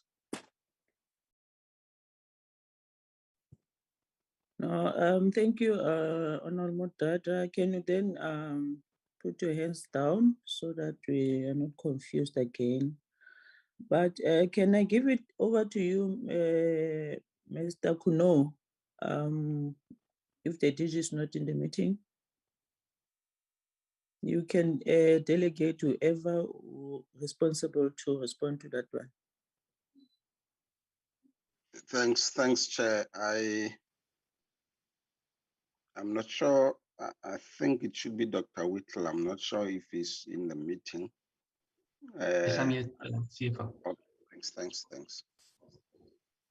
So the issue of the partially achieved targets, Honorable Nodada, just has to do with the logistics of the exams during the final quarter, and also related to issues of the pandemic. So it's a logistical matter, and we have put systems in place to then pick up the slack in the fourth quarter. On the second meal that the honourable member is referring to, so 2 provinces at the moment are already serving breakfast. Those provinces are the Western Cape and Gauteng. They serve 2 meals from the current allocation that we provide. We have started a process during the last financial year of piloting breakfast. We working with a range of partners there, private sector partners, Tiger Brands, PepsiCo, Nestle, and others. But through our own processes, we have started piloting in some of the districts. So we've got some reports available from that particular pilot, and we could certainly make those reports available. The intention is to phase in breakfast over the next couple of years, mostly due to the limited budget and the high food inflation that we have in the country at the moment. But the intention certainly is over the next couple of years to phase in breakfast, particularly in quintile 1 to 3 schools. Thanks, Chairperson. Thanks, CFO. Thanks, Dr. Whittle. Chairperson, over to you. Thank you very much, Dr. Whittle, and to you, Mr. Kuno. I'm sure we have covered all the questions and exhausted, all the discussions in the presentation. I would then allow the officials of the department to leave us so that we deal with another item in the agenda. But let me thank you very much for attending this setting, and appreciate all the explanation and the work that you have given to us of your performance of the third quarter. Let me allow you then to leave, Mr. Kuno, and the entire delegation, and thank the DG and the Minister in absentia for always attending to our meetings and always providing whatever query or a question that might arise in our meetings. Can you then leave us then up until we meet again? It's our last meeting of the first quarter, up until we meet again after recess. Thank you very much. Long live the chair and honorable members. Thank you. Oh, you're back. Thank you, DG. Drive safe. Thank you, man. Keep well. Nice meeting you, DG. You must have tea, man. Yeah, you Yeah, must have tea that tea. and not only tea and some cookie. Yes, honorable, not that. The two of you will never meet. Somebody's going to die. Not that and DG. I bet. We must include your principal to mediate. No, yeah. Unless you invite me for mediation, you see, you are like Ukraine. You are like Ukraine. Russia.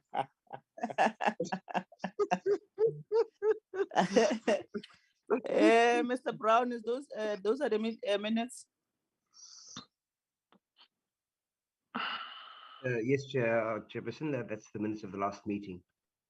Okay, can we then go through the minutes and then we adopt them? That it will be our last item, ne?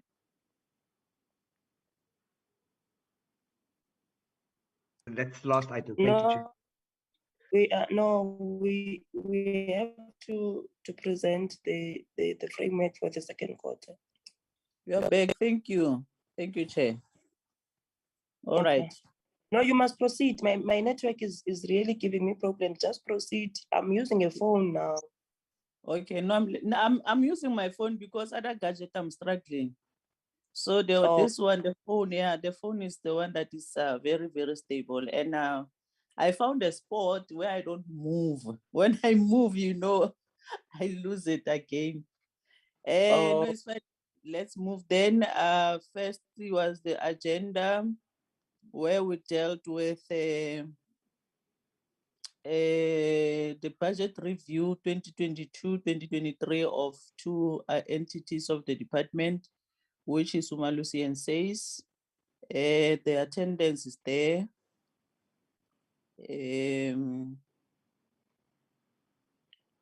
Of the department, and also the members that attended, the members delegation from SAYS and also from Umalusi.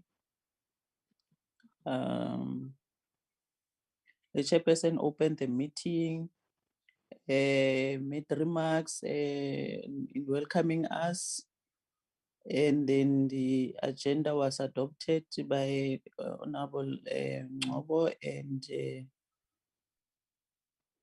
seconded by Honorable Moatsetla, or by Honorable Litsie, sorry. Can you move? We received the two presentation, one from Umalusi and the other one from SAIS.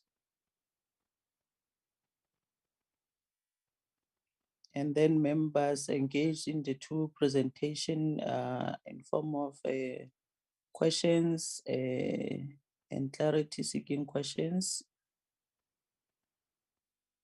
And they were responded to. And then there was a minutes of the previous meeting of the 15th of March, matters arising, and the meeting adjourned at 12:09. No, not 9 minutes, but 1 minute to 1. Sorry, I thought that was a 0.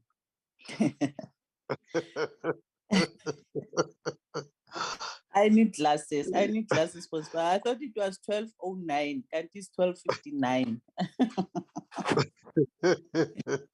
No, I need glasses now. Age is catching up with me. Yeah, Those were the I can minutes. see. Can we then move to make corrections before we adopt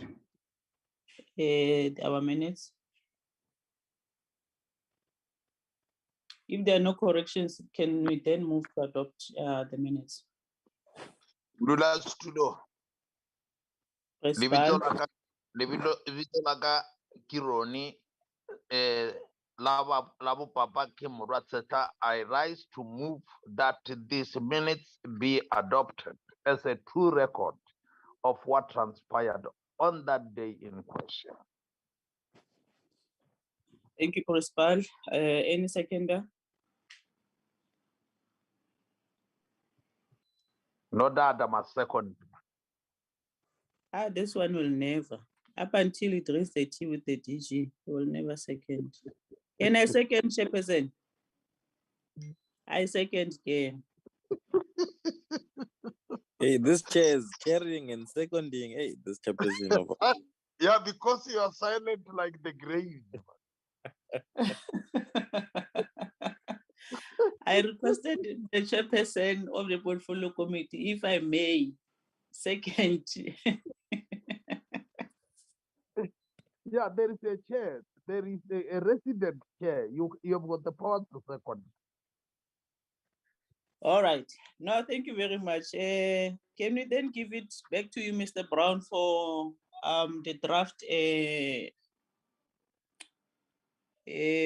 or framework for the second term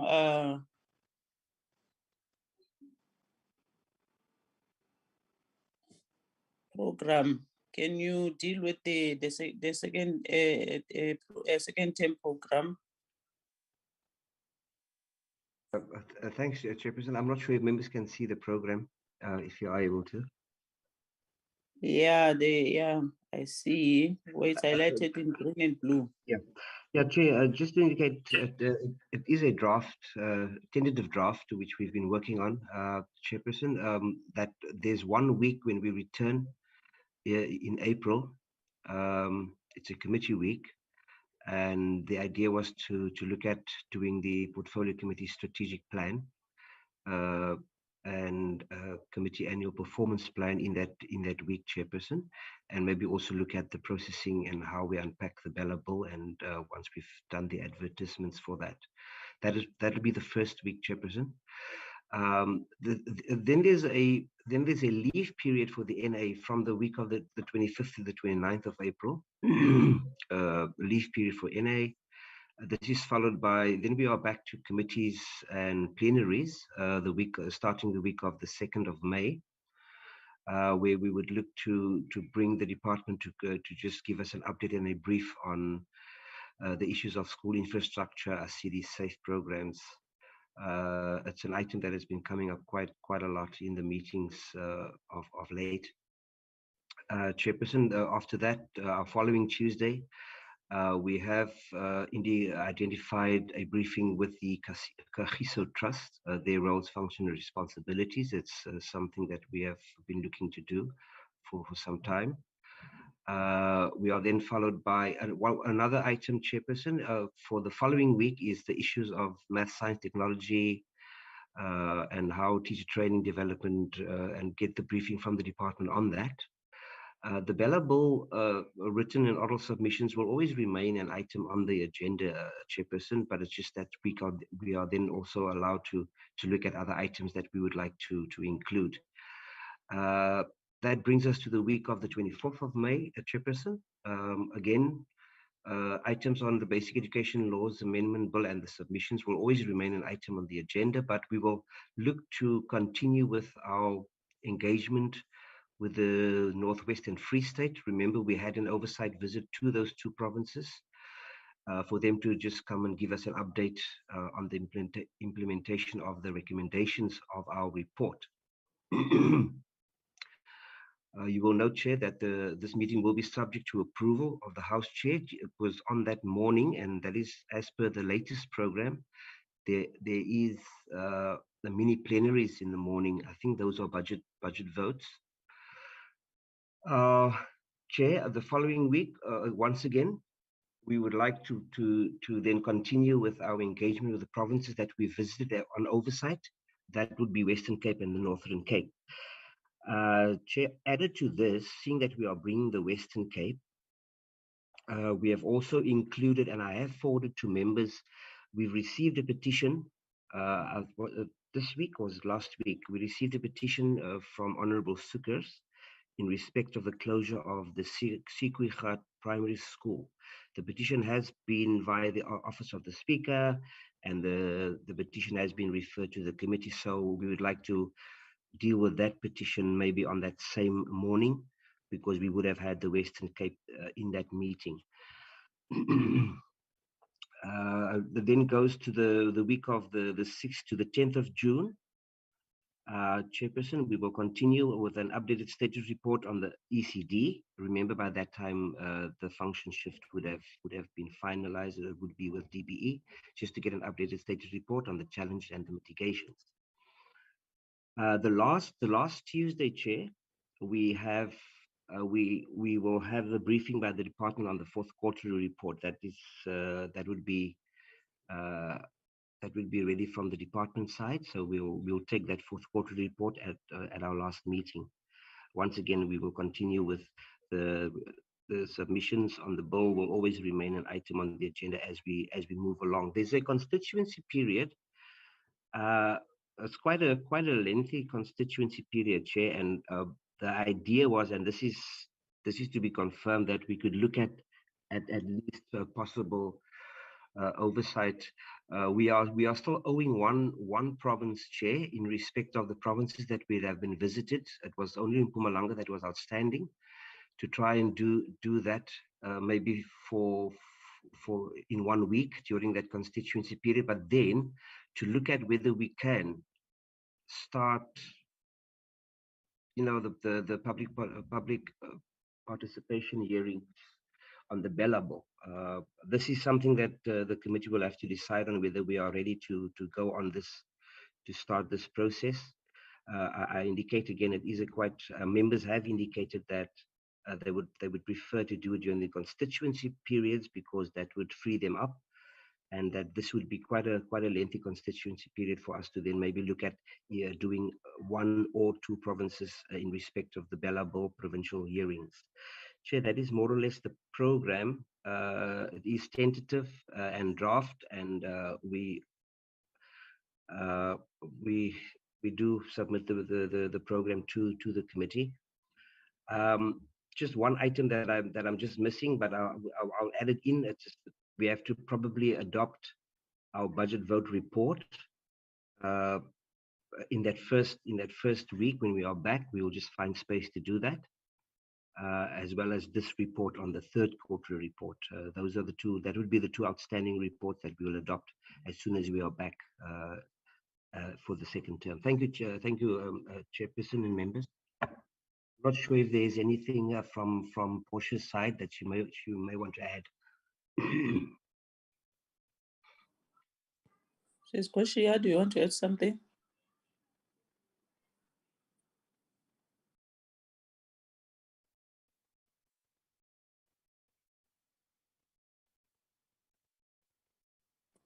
Sis Portia is very quiet.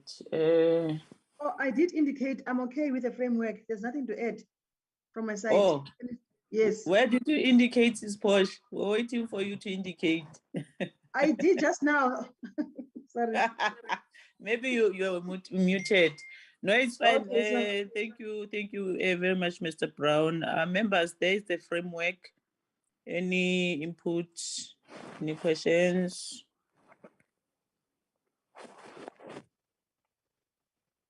Members, Chair, no data? can we just get this draft once the committee is going to adopt it as it is, just to align with our own program so that we don't have things that are clashing. It's still a draft on almost data. It will be I think it will be a working document when it is adopted or approved actually by the House Chair, but I think it's not a transmesh. You can be sent the draft. But for me, Mr. Brown, I wanted to check in our chairperson if we can't have that oversight to Mpumalanga and be done with visiting provinces as early as when we come back from the oversight.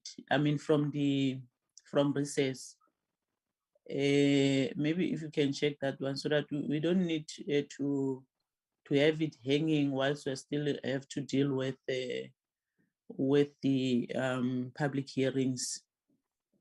If we can check if that one can be possible. But for me, I think that the draft is noted. I don't see any hand, but I think members. No, I don't know. Where is Sukars not in the meeting? The chairperson, Honorable Sukars, did put in an apology. She's trying to call me. Oh, because she sent me. Sorry, man. Using the phone also is a bit. She is requesting that we put this petition of hers a bit earlier. Can you just move can you move this where Llewellyn, just go up, don't go too down.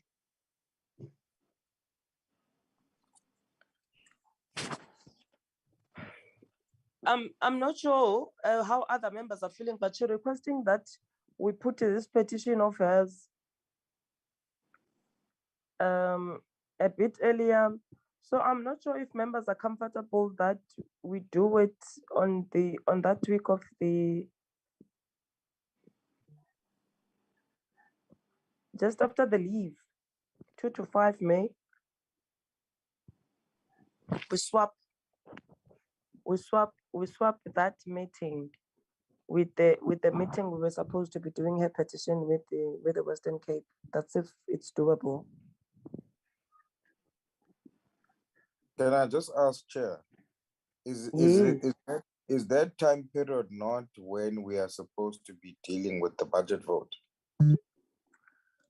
When are we starting with the budget votes and Llewellyn, the debates? Yeah, the budget votes are scheduled, I think, for the 3rd week in May. I will just double check exactly what date our vote is. I think it's the 18th, if I'm not mistaken, but I will just double check with Mr. Mahada. But we would have adopted our budget vote report on that 3rd of May. That shouldn't take too long, and then we are able to then shift. We can do that swap for the petition on that day, on the 3rd of May. I'll just double check with Mr. Mahada when our vote is. Okay, all right. Yeah. So are you comfortable? Not that. Perfect, Chair. Oh, okay. Yeah, so I think then we agree for that week that we just do the necessary changes, Llewellyn, and put the Western Cape that meeting with the Western Cape on that week. With regards to what the whip is raising of the Mpumalanga, I think let's allow you to work on it yourself and Sis Posh. As we are on the oversight, we would be able to interact and bring it back to the committee if that is fine with you, Whip. But I agree with you that we need to go to Mpumalanga. No, it's fine. It's fine. If we can get something, whether before, during recess or when we come back, it's still fine. But I was saying, let us also prioritize it and, be done with, so that we don't have it hanging to say we have never visited schools in Mpumalanga. No, that's perfect. That's fine. So please just effect those changes and then let me see them, Llewellyn, and then after that we can be able to email them before the end of the week to all the members so that they can plan their programs for the second quarter. Thank you, Chair. We will affect the changes. Just to indicate, I've just spoken to Mr. Mahada. The budget vote for basic education is on Thursday, the 19th of May at 2 o'clock in the afternoon. So we would have, as we've still got enough time for that, we would have adopted our report at the first meeting. Okay. All right. That's the date, not the other dates, the 19th of May. So it's fine. Okay. Okay. So which means then we are okay with this framework.